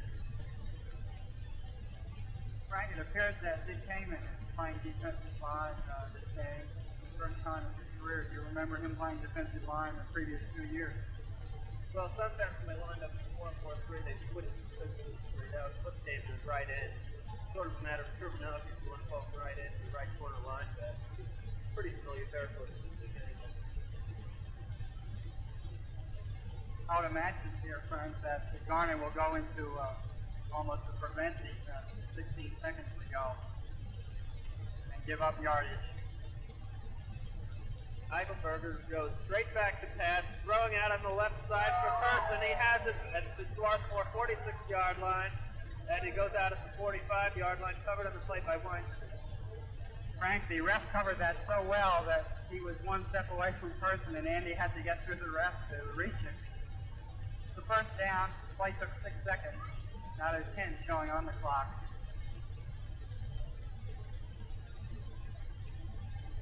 There's sideline to the left, lots of running room to the right. Eichelberger goes back to pass, looking on the right for Person. He throws for Person, and it's almost complete, but he drops the ball at the 36-yard line. Whitson was covering on the play, but it's interesting. Person lined up in the backfield, flanked way out to the right on that play, and he was held up as he went across the line of scrimmage by Fred Montgomery. And that held him up for at least a second. And it was obvious that was the place Eichelberger was looking. There was no Person because he was still trying to get to his feet again. Okay, Eichelberger set on 2nd and 10. He's going straight back to pass again. A little screen pass to Cook. He has it at the 48. He's to the 45. Turns around and knocked down at the 43-yard line on a tough tackle by freshman Bob Clark. And that's the end of the first half with the score. Swarthmore 38, Dickinson 0. And Frank, you can tell by the reactions of the crowd, there's a very small Swarthmore contingent across the way, but it's a hearty one, and they got up, gave the team a standing ovation as they left the field. And the Dickinson crowd, which is a big one, stands our pack, got up very silently, filtering out to get something warm, sure. But it's been, I think, Frank, one of the best half we've seen in Swarthmore football, except maybe the second half of the PMC game 2 years ago. One of the rivals 3 years ago, first half up at the strength, I think 35-0, but this top and long. And everything has just gone right for Swarthmore. We came into the game, I believe, with 1 touchdown underdog. And we neglected to mention at the start of this broadcast that Swarthmore comes into the game with an undefeated string of 14 consecutive conference games. They were beaten once in non-conference. But the last non-attack opposed was defeated in the PNC back in 1964, and it looks like that string is going to get extended to 350. Here's a summary of the first half score, and this will take a moment or two because there's an awful lot of it. Rather than recap all the drives, I'm going to give you the scoring plays. Swarthmore scored first on a 61-yard pass play. John Summerton to Taylor Coke, the 32 the extra point. The tallied again is Tim Burton carried at 21 yards. It was blocked. And then after the first team covered a fumble on the 26-yard line, the Garnet win 4 plays. Craig Martin goes over to the 1-yard line on a bad snap from the center. The 30 never could get a kick away. In the first quarter ended Swarthmore hit 19-0. Second quarter, they scored on a halfback option play. Chip Burton and Craig Martin, they covered 30 yards. Scored again on a pass interception by Fred Montgomery that covered 80 yards. Neither did the pitch was low and was blocked. Finally scored again on a 6-yard run by Chip Burton. This time the 30 kicked the extra point. There we have the halftime score of 38-0. Dickinson has only had 1 or 2 drives, and each time the Swarthmore defense came up with a key play, either stopping them on 4th down in one case and recovering a fumble in the other. Well, the story of the game so far is the long play by the Garnet offense and very alert playing by the Garnet defense, picking up these loose balls. What more can you say? They played tremendous football in this first half. It's been rather unexpected, I think, and I'm sure the coaching staff is extremely pleased, and I'm sure the players are very elated. It's a very strong showing by the team. There were a lot of question marks, and so far, well, a few of them have been erased, but we'll see how they do in the second half. Letdown is fairly natural after such a big first half. But you have to say they were very crisp for the first time out this year. Really, very good. And this is particularly surprising because the main problem is so far and also sloppiness. There wasn't so much a lack of ability, but they were just making foolish mistakes. Nobody's making those mistakes. They were playing really sharp heads-up football, and that's the story of the first half. Frank, if we may switch sports for any of you interested in the American League pennant race, at the end of 2 innings, California is losing to Detroit 4-0. The Tigers are winning. And after 2 innings, Minnesota leads 1-0 over the Boston Red Sox. We'll try to keep you posted on more scores on that as the second half goes along. We're going to return you now to the studio for halftime entertainment, some music and a football phase. And as we leave you at halftime, we remind you the halftime score is Swarthmore 38, Dickinson nothing. Stay with us, though, because we're going to be back in 13 minutes. This is WSRN, Swarthmore College Radio. Swarthmore football, and in case you missed it, at the end of the first half, Swarthmore is leading Dickinson 38-0. You heard the voice of Frank Brown out there at the game, with Paul Calvert helping out. Hopefully, if things work out, we'll have a score on the soccer game for you in a few minutes. We can't promise anything. We're kind of looking forward to that right now. So, meanwhile, as Frank said, we have some football music. I remind you again, the score at the end of the first half is 38-0. Swarthmore and Dickinson will be bringing the second half of this game as well. This is WSRN and this is football music.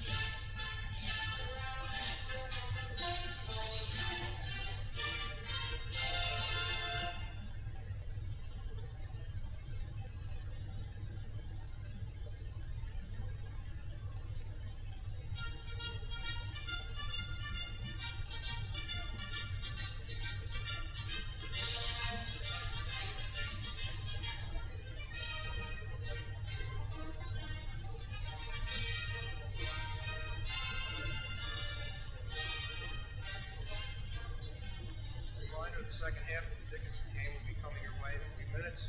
And the score at the end of the first half is Swarthmore 38, Dickinson 0.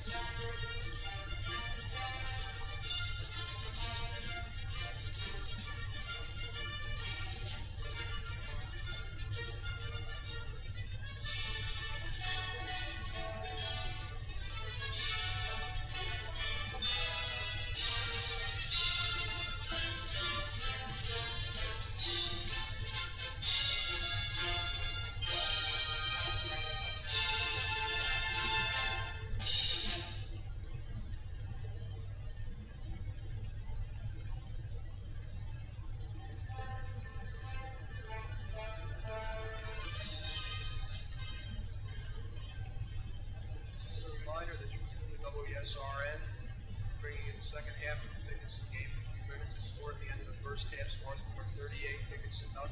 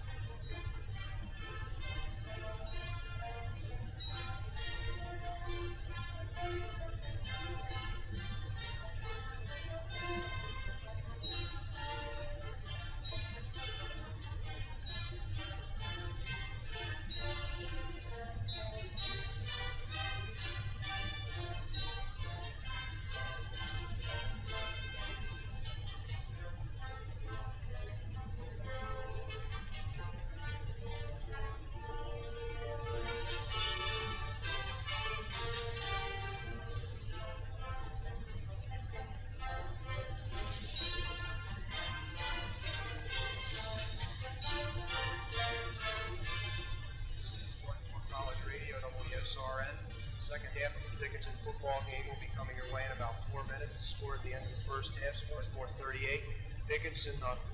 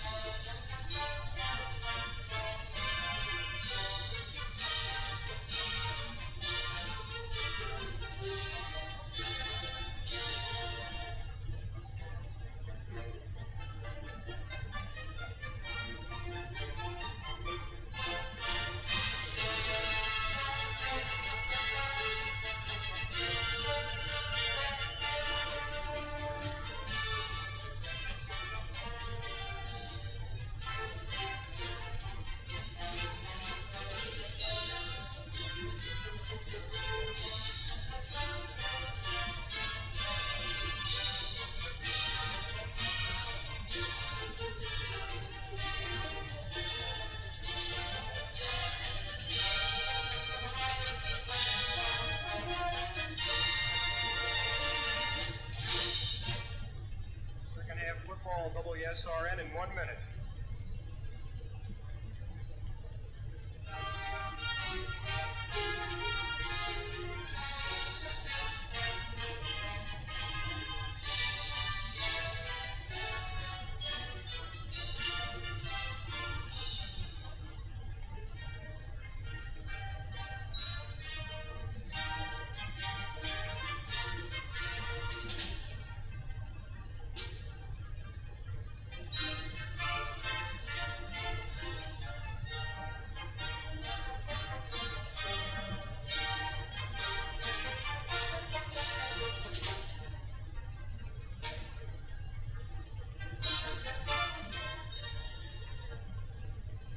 WSRN, Swarthmore College Radio, the voice of Swarthmore football, and in about 20 seconds we'll be bringing you the second half of the Swarthmore-Dickinson game. I'd like to remind you that the score at the end of the first half is Dickinson 38, Swarthmore nothing. Unfortunately, we do not have a score on the alumni Swarthmore soccer game. I think we did, but we don't. And we are now going to get ready to take you to Frank Brown at Dickinson College, where the score is Swarthmore 38, Dickinson nothing. This is Mike Halpern here. Hello again, everyone. This is Frank Brown, along with Mike Halpern as first serve, speaking to you from Dickinson College. The second half of today's football game, and halftime score is Swarthmore 38, Dickinson 0. And here's Mike with the first half statistics. Okay, Frank. For Swarthmore, rushing yardage 79, Dickinson rushing yardage 23. Passing the Garnet, incredible 7 out of 8 for 164 yards. Dickinson 8 out of 16 for 97 yards. They're going to have a change at quarterback here in the second half. First down for the Garnet 10, for Dickinson 5. Sept Burton gained 68 yards on 11 carries in the first half. Touchdowns to recap were 2 for Craig Martin, 1 for Taylor Cope, 2 for Chip Burton, and 1 for Fred Montgomery on the interception. Garnet is ready to kick off here to start the second half. And now back to Frank. Thank you, Mike. McCurdy has the ball teed up 6 feet to Dickinson. Stevens man is personally flanked by Haynes on the right, Abeln on the left. McCurdy's kick is taken to the right by the wind. It's a good long kick taken on the 5-yard line by Person. He's circling to his right. It's the 15, to the 20, to the 25-yard line, and nailed at the 30 by Fred Montgomery, who had one leg and refused to let go. Montgomery is making a lot of saving tackles today, as there was some running room there. We have some other scores for you. At the end of the first quarter, Boston College leads Army 7-0. At half, Lehigh 20, 10-14. Syracuse leads West Virginia 9-0. The new quarterback for Dickinson at the start of the second half, Jim Talon. And Talon calls the signals, hands off the fullback Ray Collins, goes right over center, tries forward for about 4 or 5 yards. Well, 5 yards to the 33-yard line. Stop on the play by Taylor Cope. Other scores continuing on: Temple 16, Boston University nothing, Holy Cross 13, Yale 6, Michigan State 17, USC 14. Talon is a sophomore from wears Handle jersey, 6'2", 170 pounds. Calls the signals, handing off to Person, who falls down as he goes through a hole over right tackle. He falls down to the 37, and the Dickinson runners are giving Swarthmore an assist. Keller fell on him. Well, they say his knee hit on the 36-yard line, so it will be third down and 3 to go for the Red Devils.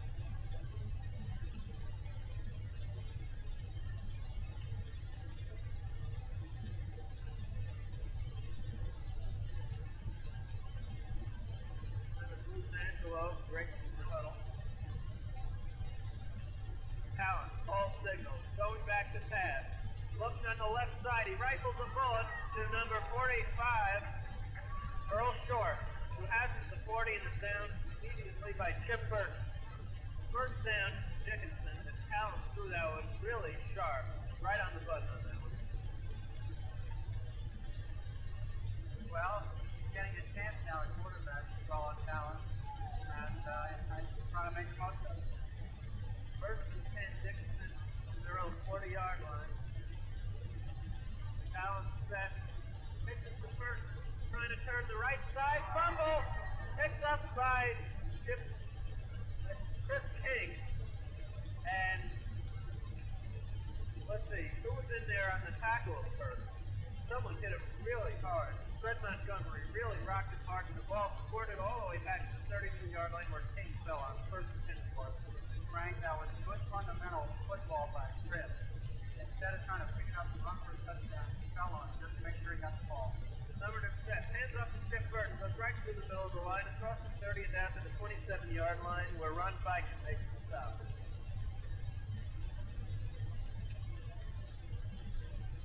Well, the second half is starting very similar to the way the first ended. Garnet defense is an opportunity grabbing that football. The linebacking is excellent. Play like Swarthmore, second down, 6.5 to go. Summerton sets backfield shifts left. John calls the signal, hands to Craig Marsh, turning the left side. It crosses the 25-yard line and down to almost the 20. He goes out of bounds to the 21, driven out by number 42, Andy Boxer. Also 43, Scott Sanders, right on play. Good run by Craig around the left side. He sort of bellied out towards the sideline. He got a good block. Kept on running. First and 10 Swarthmore, the Dickinson 21, and the Garnet can't be stopped today. John Summerton set as the backfield, moves to the right. John rolls right, hands up to Craig Martin on a good fake, and Craig is down immediately. Tackle on the play by number 75, Steve Overcash, and it'll be second and 10 for Swarthmore from the 21.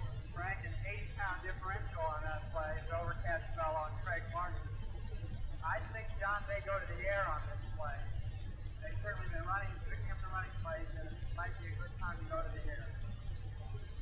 Number stretch backfield just right. Heyman flanked out left, ball to the center of the field. Summerton rolls right. He's going to throw if he can find a man. Lobs the pass. Incomplete just over the head of Craig Martin down around the 10-yard line.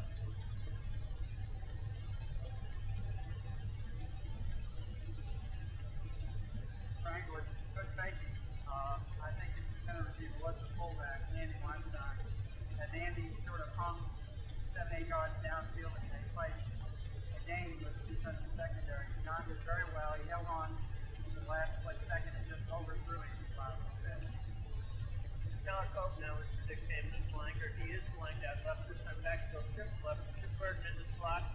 Handoff goes to Burton, who goes across the 15, across the 10-yard line, and is down at about the 7 or 8. Tackle on the play by Andy Bogdanoff. Ball's on the 8, first and goal, Swarthmore.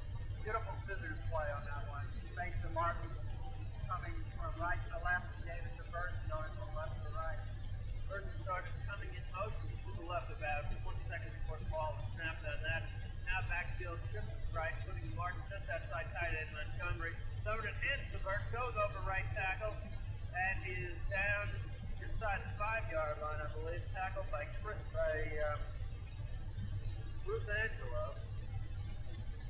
And they spotted the ball on the 3-yard line where it will be second and goal. Garnet looks awful sharp on offense. Incredible display. Somerton brings the line of scrimmage. Second and goal, John Hanson, Craig Martin, who doesn't go very far as he runs to John Lowe. And picks up for 100 yards, 82.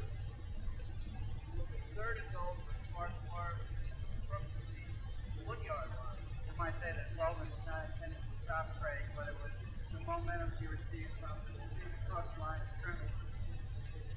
Almost 10 minutes remaining here in the third quarter. Garnet comes to the line of scrimmage. Somerton sets. He hands off to Andy Weinstein, and he goes right in for the touchdown. Good second effort by Andy. Went over right guard, got it spun around and fell into the end zone. And the Garnet now leads 44-0 with 10:01 showing on the clock. The offensive unit, I must say the line is firing off very well.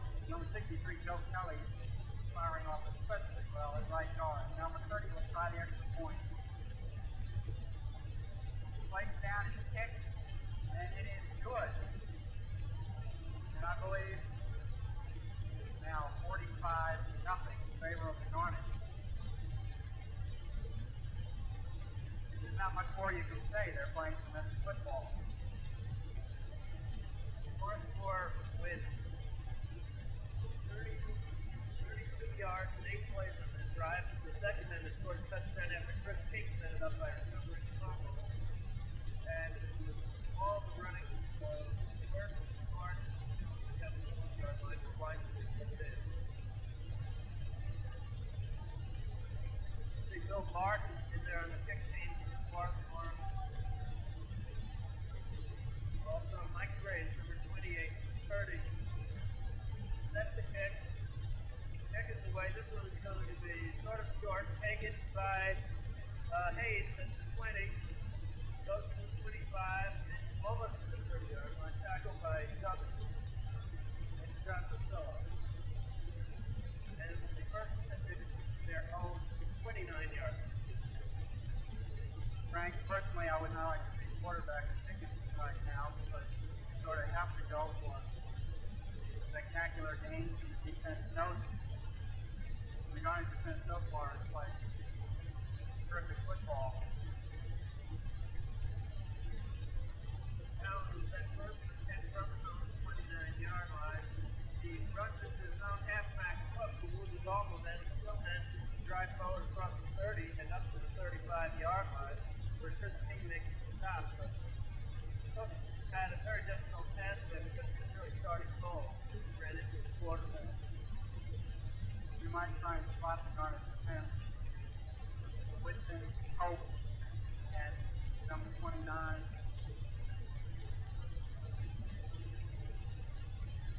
Al Douglas is in secondary. Cook carries again up the middle, up to about the 38-yard line, where he's stopped on the middle of the line. John Logan, number 77. Dick Heyman leaves the field, number 87, number 50. And John Burke playing defense for the Garnet now. Third and 1 for Red Devils, their own 38-yard line. This is a break from the huddle. When a play like this happens, unless the Swarthmore second you run, it might decide to score the bomb. Let's say Powers hands off to March. Great running play, March fumbles the ball, recovered by Dickinson at the 44-yard line. March got up to the 41, fumbles the forward, and is recovered by Roger Cook.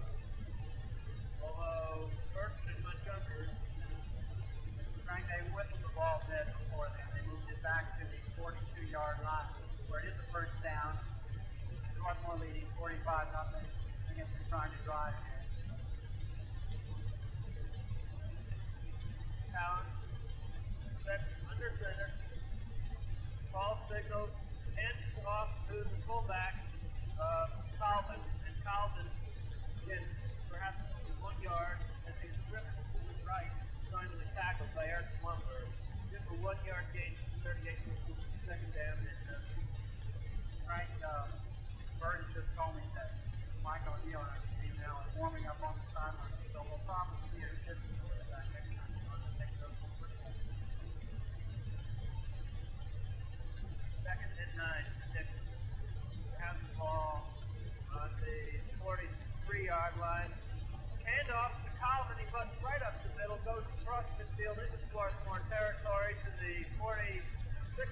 line. Very hard-hitting play by Carlisle. He got his opening and went right through it. Yes, I think Taylor Coates has a headache, but Taylor right in the head on that play. He came up to beat him. So Dickinson is beginning to drive here at the start of the third quarter. First down now for the Red Devils on the Swarthmore 46-yard line. Now, ball signals. And hands off to number 28, Heath.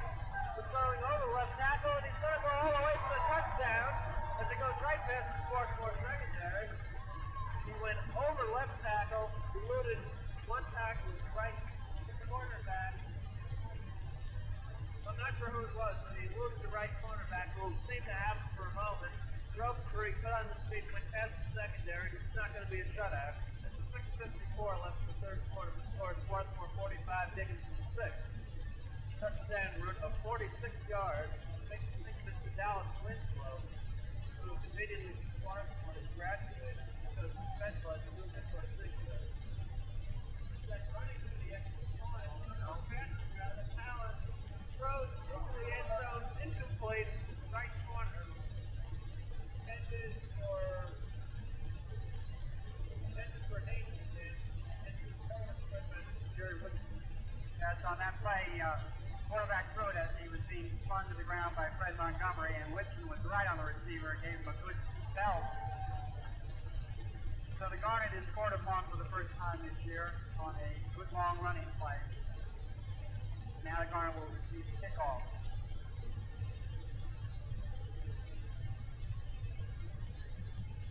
Well, we can't say it was unexpected that they would score a touchdown.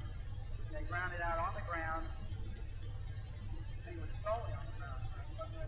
That's right. 7 plays to 80 yards. They'll move right along pretty well. One game comparison, 26.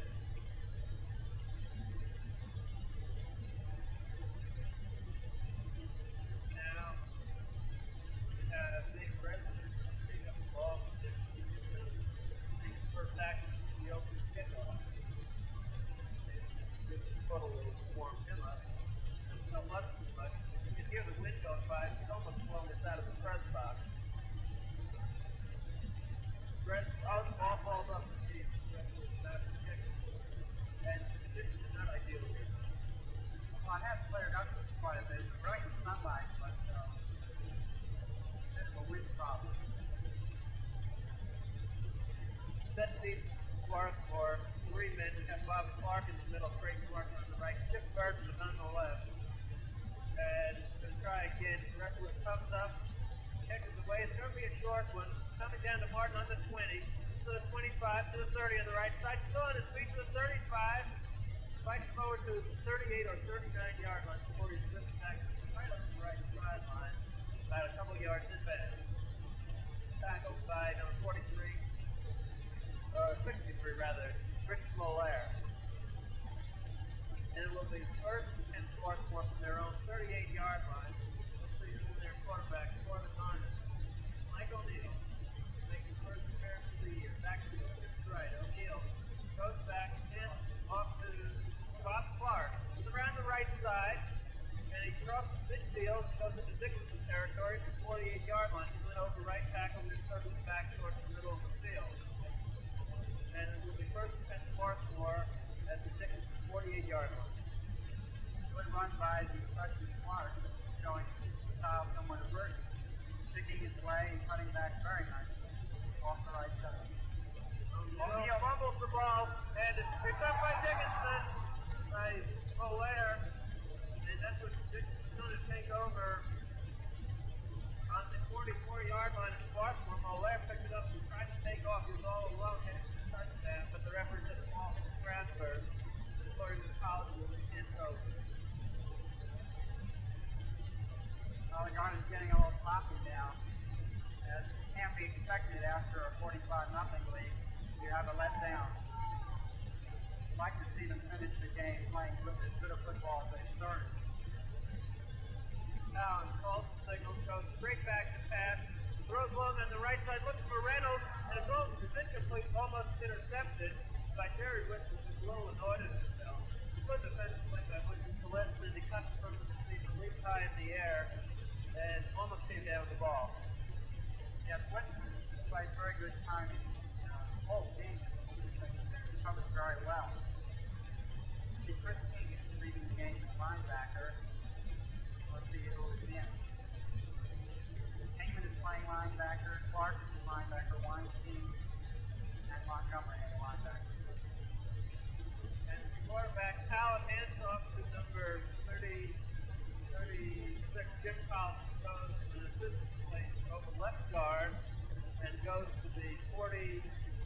40.5-yard line of Swarthmore, where it will be third down to the red zone. We have 5:45 remaining in the third quarter. Score Swarthmore 45, Dickinson 6. Dexter Farley and John Burton are the defensive ends right now. Blumberg and Logan, I think, are the tackles. Bolaire back in the center for Dickinson. The fumble on the snap to the quarterback Talon. Everybody falls down. And then Dickinson's ball. Bolaire fell on it. And ball's on the 40-yard line where it's fourth down. And about 60 yards. Well, Frank, I think Dickinson will go for it. So far, they've been more effective on the ground. But with 6 yards, you got to run a long way to get fourth down. They have passing room to the right. And we'll see whether they try a sideline pass to the right side. George Reynolds right in tight. Talon goes straight back, throws up on the right side for Reynolds. The pass interference is called as Jerry Winston hit him a little bit too soon. Frank, that was the sideline pattern to the right side. And Jerry was a little overeager to either stop the pass or intercept and bumped him a little early. So it's automatic first down for Dickinson on the Garnet 33. Bolaire breaks first in the tunnel, rest of the red zone follow. Talon folks Dickinson stands finally from alive. Talon hands off to the fullback Calvin, goes over left tackle, goes up to 30, down to the 29-yard line. Stop on the play by John Logan, also by Bob Clark, playing the game. And there's no doubt about it, on their running play, different giving man the ball's in front of there. Up the net thing. Back to Talon gets that. Like facing Talon, pitches out to Cook, who is driven down for a loss by Taylor Cook and Jim Burton. Safety did what the originally purpose was. They drove down to the 30-yard loss. It's about now falling at the line. Frank, they've been setting that up by running the left side with the quarterback close to his fullback. So there they did what they've been setting up. He faked to the fullback and pitched wide, except the Garnet defense they have all day have been right on the ball. Knows the play under. Very good defensive play. Third and long Dickinson from the Swarthmore 29-yard line. Talon, that's a small signal. Long hand is going straight back to throw. Still going back, throws screen for Cook. It's incomplete, and as he got the ball, he was knocked down really hard by Fred Montgomery. Very hit very hard. As the rush, especially by Blumberg and Farley, was very severe, and the timing on Montgomery's part on it, just letter perfect. Just as the ball came in, he really popped them in the mid-section. And I'm sure they won't try that one for at least a little while. 3:23 showing on the clock, fourth down. Lineup goes for fourth, and have to go Talon. Calls and signals, rolling right, looks at throw, still rolling, set, throws long and complete to Carson. Down at the 5-yard line, where it will be first and goal for Dickinson. Tackle finally by Taylor Cope. By Chip Burton.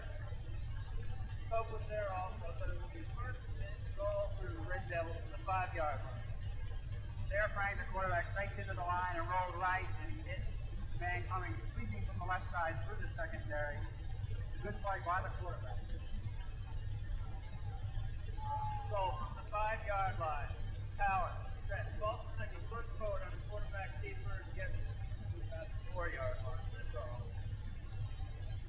Not much of a play there. That's part of the play.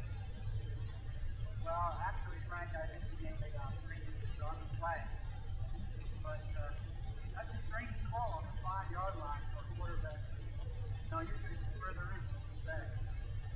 Maybe they're afraid of the fumble. Second and goal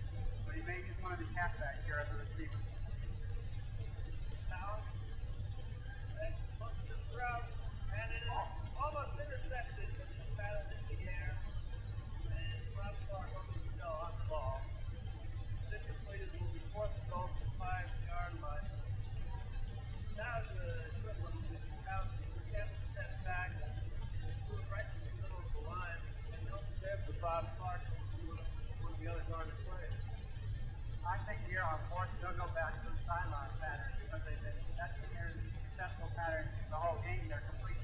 We'll see what they do. Now the set stands off the first, and he does not get it.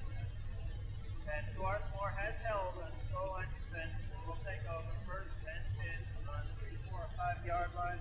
First thing they stop. No, Weinstein. Andy Weinstein. And Andy made a very good tackle, Frank, as he stopped the ball carrier in his track and prevented the score. So with 1:23 on the clock, Swarthmore was 45 to 6 to take over 30 in their own territory. Well, Neil is doing there at quarterback, and he's called timeout. I think he wants to go over and talk to the coach to find out what the strategy is. No, they need another man. That's the thing. Number 65, I believe, now. And Miller coming in to play guard. I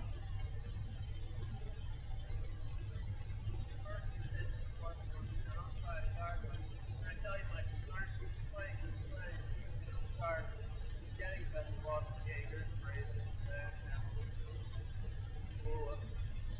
Yes, I think the line is playing exceptionally good ball, and that was the big fear of the coach then, that the line was not gel. But they have today.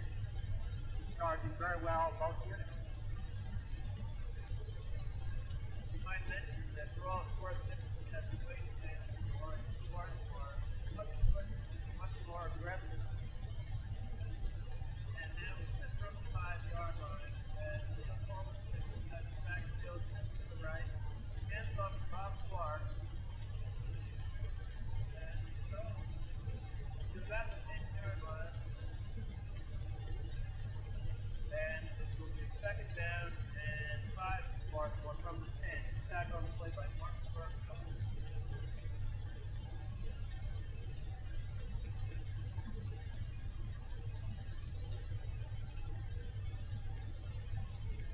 Handoff on the play. Looks like Clark again. So this time near the 50, well, about the 12-yard line. And it will be third down.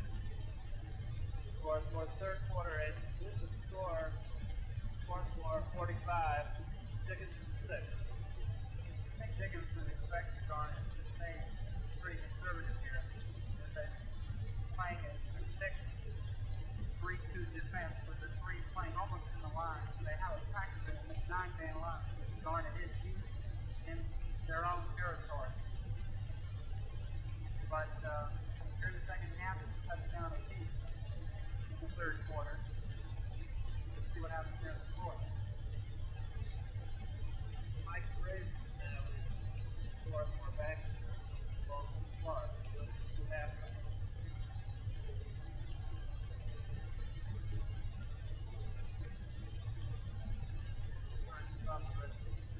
Bill Barton, number 85, in the lineup at right end, and 6:30 is the backfield also. Graves now in the middle. And the handoff goes to McCurdy, goes over left tackle, and goes up to about the, let's see where they spotted it. It's about the 12-yard line, where it will be fourth down. Well, the ball's on the 15, and it's first down Swarthmore.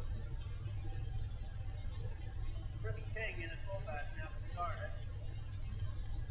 And it will be first and 10 Swarthmore from the 15-yard line. O'Neill calls signals. Backfield shifts to the left. Clark now in the slot. O'Neill goes to the right side, passes to Bill Barton, who has this down immediately across the 20-yard line. And it will be second and 5 for Swarthmore. Tackle played by Carlisle, number 37. Second and 5 for Swarthmore from the 20-yard line. Backfield to the left. We have Clark in the slot.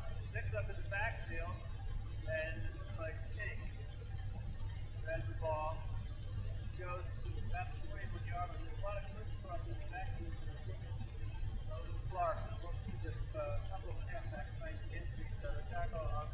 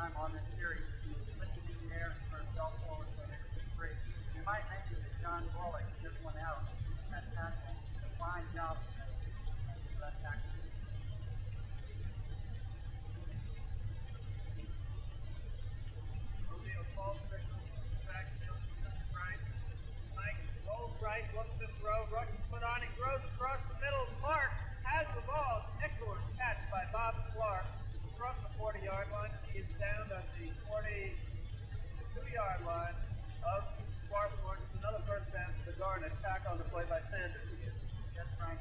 Sanders and Clark did a ballet in the air for that one. Clark made another good play. Excellent afternoon both ways. First and 10 Swarthmore from 43-yard line. He'll fall to the hands off to the 30. Stop one. Off right back. Starts the bounce around the first and opening over the center and gets nowhere.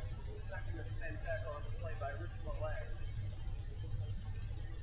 Well, the second unit backfield looks pretty good here. When they take over on the 5, they're down here almost 40 yards. 11:50 going on the clock in the final period. O'Neal calls the backfield, sits right, he's rolling right, looks to throw, and he hits Bill Bart on the 49-yard line. 30 is down by number 48, Sam Pierce. I think 48 on the roster.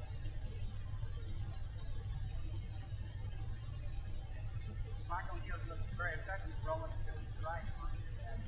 He doesn't set up like John. He rolls to his right. His end on that side. Barton. Quick count as O'Neal goes back, looks at throws to the left side, overthrown and catches Frank Burns. Left end.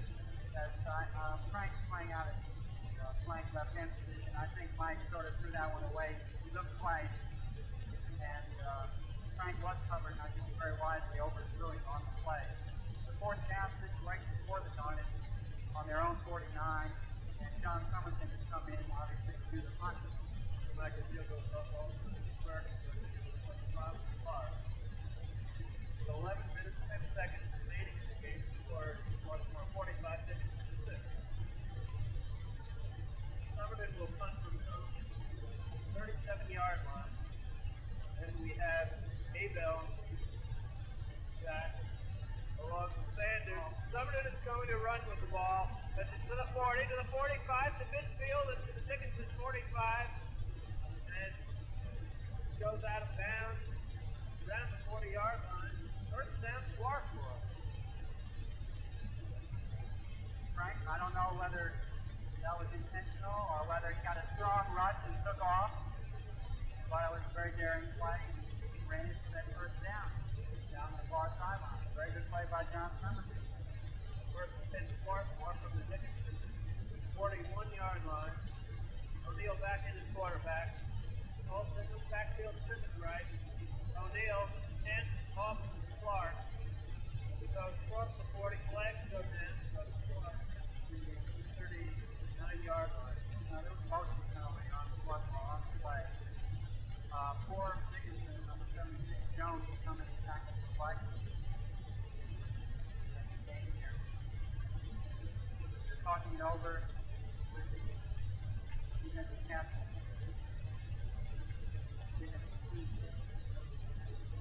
They have refused penalty. Second down, 8 to go for Swarthmore. Ball spotted on the 38 and 1.5-yard line. Dickinson backfield to the right. O'Neal calls the signals, goes back, and to Burton. Burton throwing the option pass, and it's complete to number 81, Rich Beatty, who was just on his left end. Beatty is down immediately on the 35-yard line, tackled by the series number 48, off by 62. Margolis, Dave Margolis. Frank, this was very good on the option play. I think he was 4-4 or something like that. 3-3.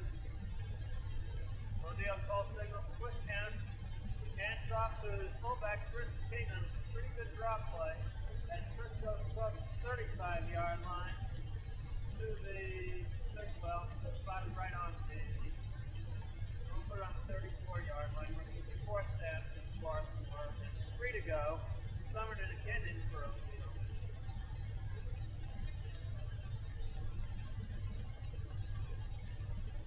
And John is going to come again, but this is lined up that way.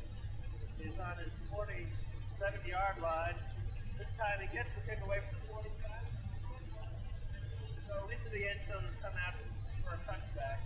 John tried to nail Dickinson off the corner, but picked it a little bit too hard. All right, with 9:42 remaining in the game, Garnet leading 45-6. Dickinson has the ball on their own 20. And they've got a long way to go. Garnet's defense looks basically the same as far as personnel as it played throughout the whole game. Collins sets for Dickinson from the 20. Hands the fullback Collins from across the 25-yard line. 26 where he is tackled by the middle of the line, especially John Glove. And when he falls on you, you know it.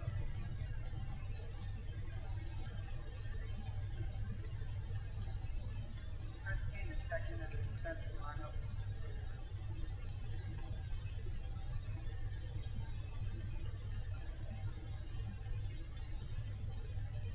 Collins, call signals and hands off to Lon Haynes, left halfback. Haynes goes up to the 30, where I believe he has the first down. Tackle on the play by Andy Weinstein. And he is, well, they're going to measure for the first down. He's very, very close. And John Priscilla comes into the lineup for Swarthmore. Also in number 51, Buck Buchanan. Weinstein goes off. 29 outside. Their protector Farley goes out. Dickinson has the first down. First Swarthmore still making home field straight back. 75 comes in. On the line we have Ted Williams, 76. We've got Ray Beck playing right corner linebacker. Lovins still in there in the line. Dickinson breaks in the huddle. Collins calling signals from his 30 where he has first and 10. Rolling left, he's going to bootleg it. He's to the 32-yard line. Tackled on the play by number 22, Chip Burke. And Big Williams is also hanging around.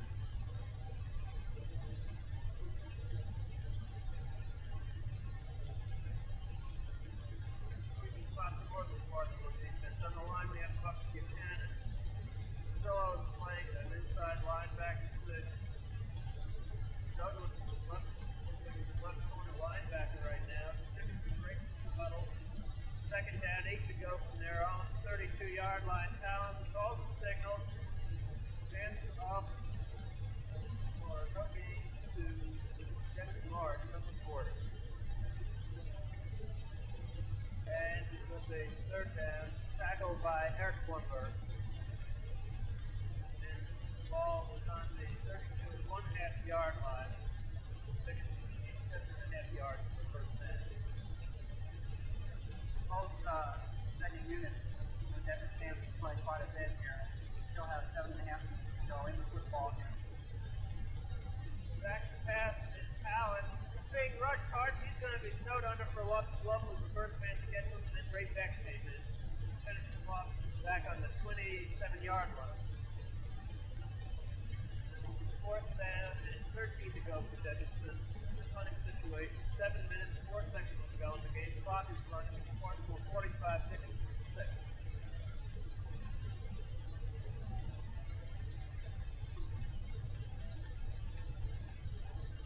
Martin and single safety for Swarthmore 32. Kick it away, it's a wobbly spiral, bouncing at 45 to Garnet, and rolling dead around the 41.5-yard line. It's down by Burton. And here's a penalty on the play. Upfield, way back to Dickinson 35. The ball was down on the Garnet 46. They're talking about Montgomery right now, so maybe against Dickinson. Now it's talking from the Dickinson. Fourth down, fourth and 13, fourth Dickinson on the play.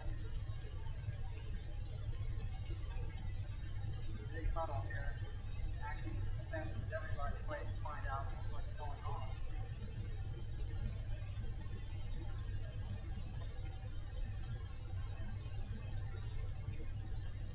They're signaling from the bench. It's pretty funny, but John Tillman is signaling to take the ball. Sarah Copeland is giving an opposite signal. Dick Heyman sort of doesn't make any difference to him. Personal foul against Dickinson. foul against Dickinson was declined by Swarthmore, so the Garnet will take over on their own 42-yard line with 6 minutes and 38 seconds to go. The Garnet leads 45-6. O'Neal still in at quarterback. O'Neal set under center, calls the signal, quick pass complete to Frank Burns, who has it down immediately to the 47-yard line. Quick look at that. That's usually a very effective pass to your left flanking end if he just takes three strides up and get on to hit him before he reaches the secondary man. From the 47-yard line, O'Neal calls the signal. Hands up to Skip Burton, trying to turn the right side. He fumbles at the 49-yard line with a big pile up. And I think Swarthmore has it. Swarthmore's ball has number 10, Dickinson College still on the ball. Then number 72, Dick Corbin still on his. Trying up to call the forward fumble and gain 2 yards on the play. It'll be third down situation, third and about right near midfield.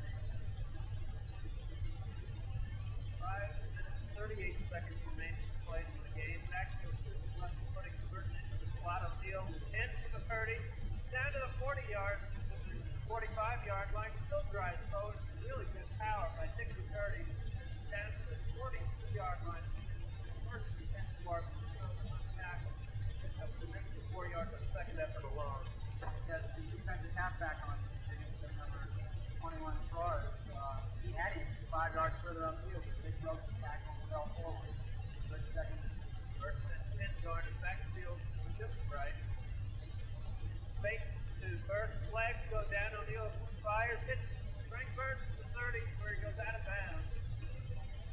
There are flags all over the place. It was illegal motion. I think the Garnet pulled back. Started too quick on the play. Fired out too quickly. And I think Dickinson on Sept. It was a game. So that'll give the Garnet a first and 15 situation. Back on their own. No, on the Dickinson 47 line. So O'Neal goes back to work first and 15. Ball well placed. Center field. There's lots of room on both sides. O'Neal still in the huddle ball. Right, yes, back to the street, left and right. First, still up. And the 30.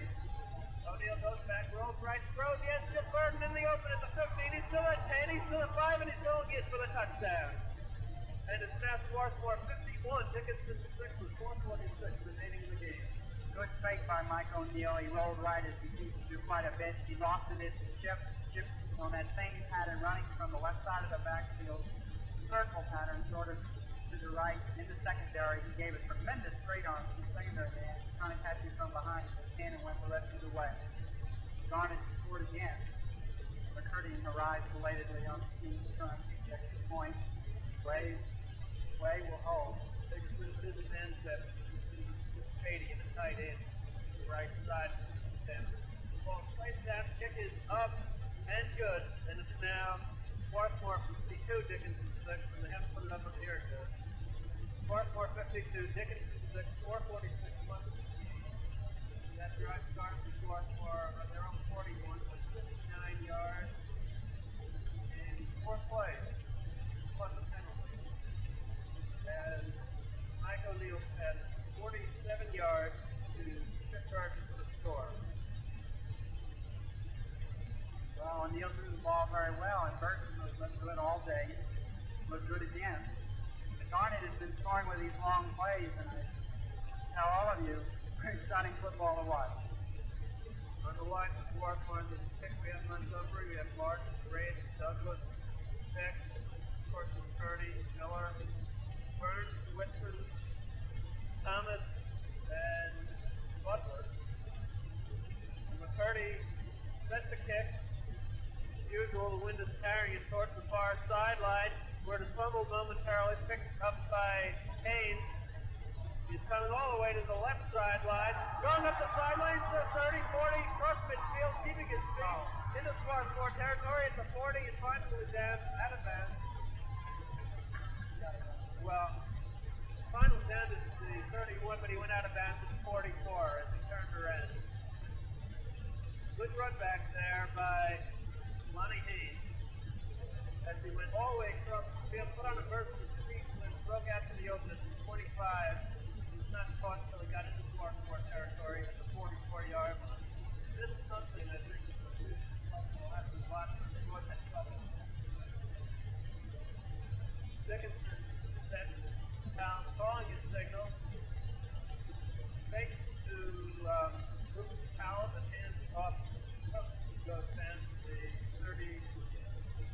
39-yard line where Taylor Cope makes the stop. Gain of 4 on the play, and it will be second and 6. Now Dickinson will line up with sideline left, running room to the right.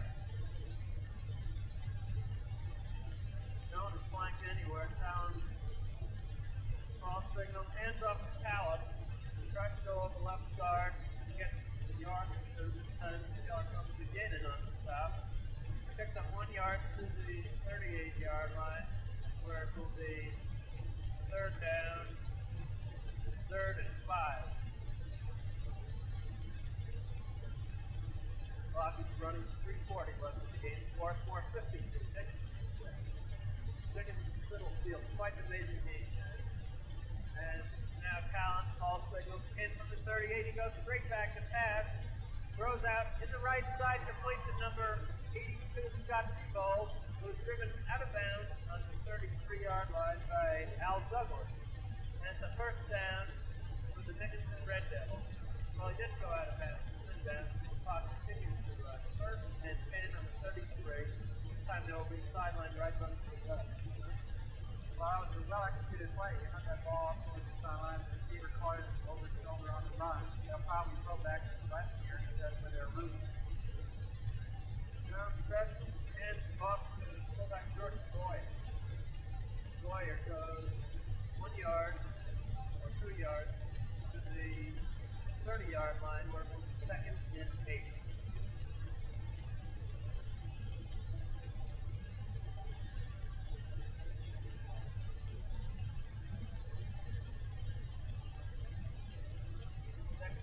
The Dickinson Red Devils from their own 30-yard line.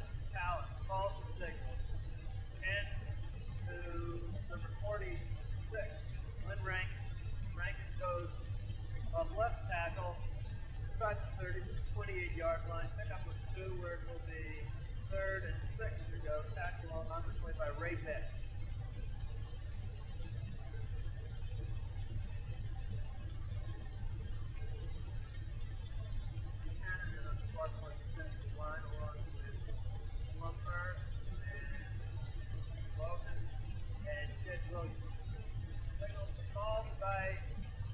Goes straight back to throw, heads it for Caleb, and it drops incomplete. It goes in and out of the 20. Caleb came out of the backfield, ran a pattern straight across the 20-yard line across the field, but Garnet had 3 defensive secondary men there. Wasn't too much chance of completing it. We're in the waning moments here. Garnet bench. All the players on the Garnet side are standing up. Very inspiring game for them. There's Dickinson coming to the line. Down Sept calls the signal again, straight back to 10. Fading to 37. Throws long on the right side, overthrown, intended for Scott Seabold around the goal line, but it was thrown about 5 yards too long. Which is unfortunate, Frank, that Sharon Wicks is falling down, trying to turn around on that play. Seabold was free. Swarthmore will take over on downs now. First and 10 on 28. Could be the last series down from minute 39, and it's unofficial, and I have a feeling it's less time. O'Neill calls and signals the backfield to the right. Handoff goes to Mike Graves. He goes over the right tackle. Graves comes out to the 30-yard line, where it will be second down and 8 to go. Tackle on the play by Dave Margola. Graves now in his left halfback. Right halfback, Craig Martin.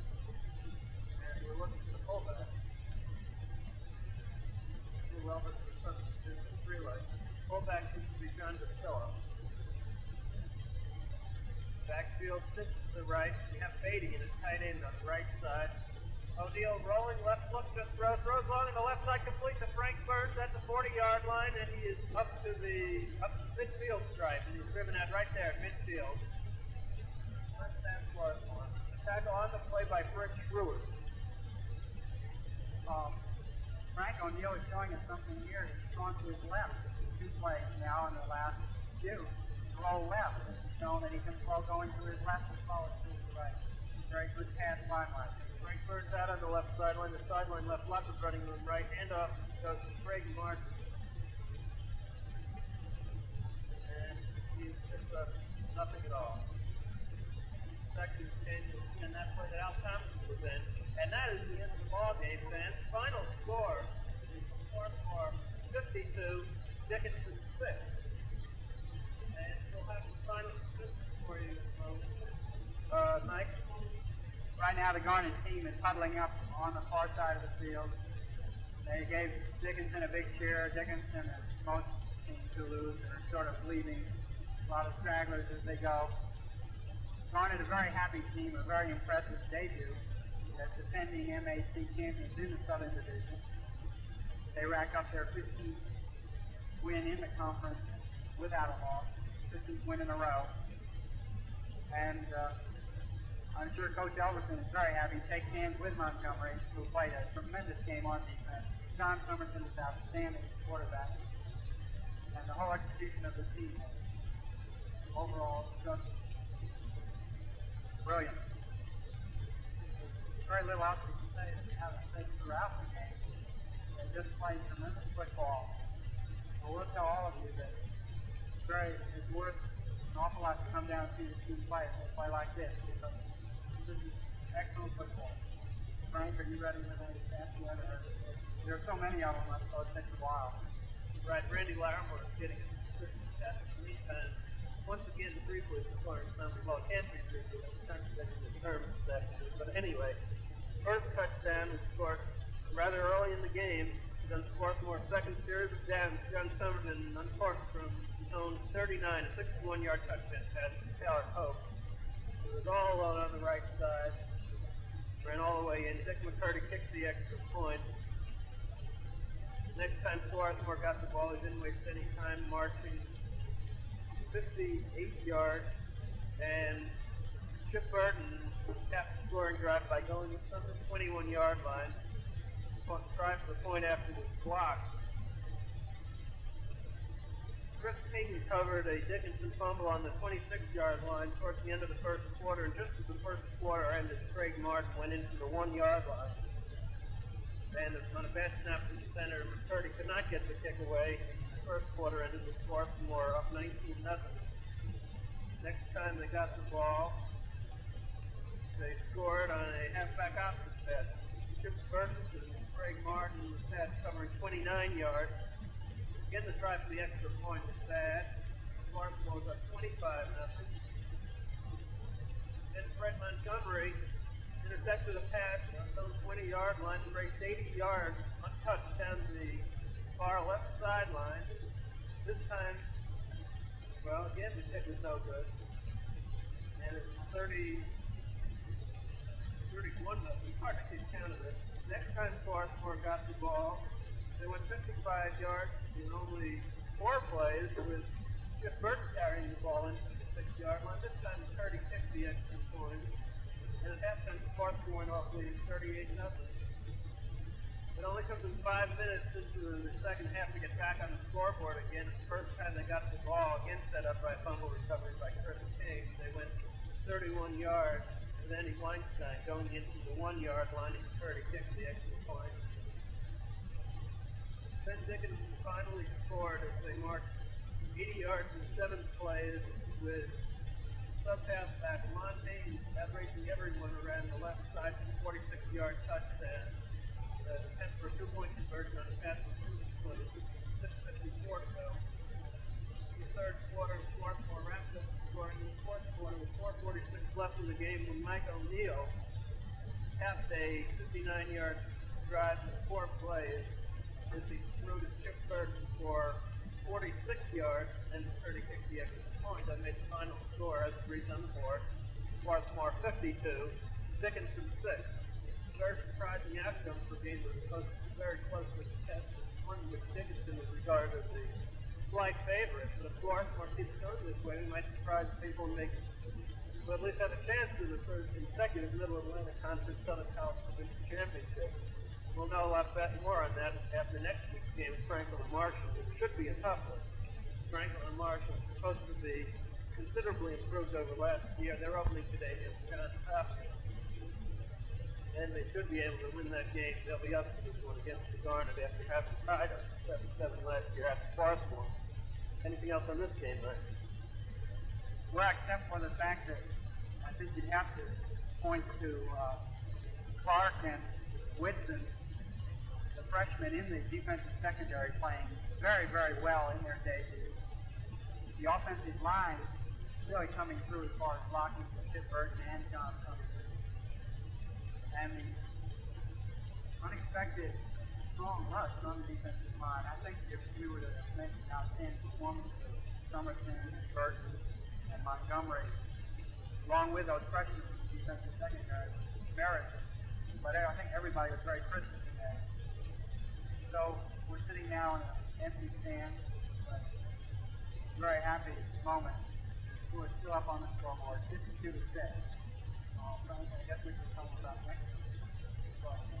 That's right, Mike. We'll be on the air with our pregame show, Franklin and Marshall, at 1:15 p.m. And I think we're going to have Fred Montgomery and John Summers, two co-captains, on as our guests. And it should be a good show, and we hope you'll tune in. Airtime for play-by-play on the game is 1:65. And until then, we'd like to thank Bert Durer, our statistician. And now, for Mike Halpern, this is Frank Brown saying so long. Once again, the final score, Swarthmore 52, Dickinson 6.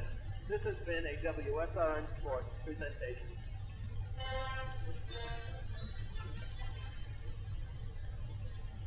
You've heard another WSRN Sports presentation. This is WSRN, Swarthmore College Radio, 640 on your AM dial.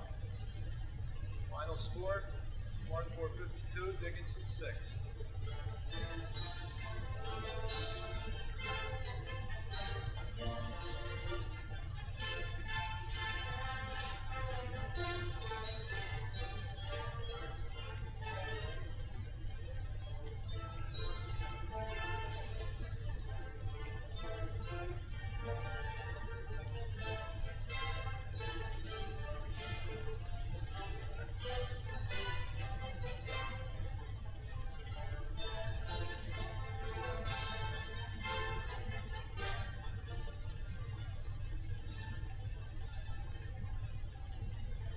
WSRN, Swarthmore College Radio, and just going to get the Swarthmore football game. Final score on that game, 2-6. Swarthmore beating Dickinson 52-6. WSRN is now going to leave the air. We'd like to invite any interested freshmen or anybody else interested in the station to come up here on Tuesday night at 7 o'clock for a meeting on the 4.5 tour of Parish.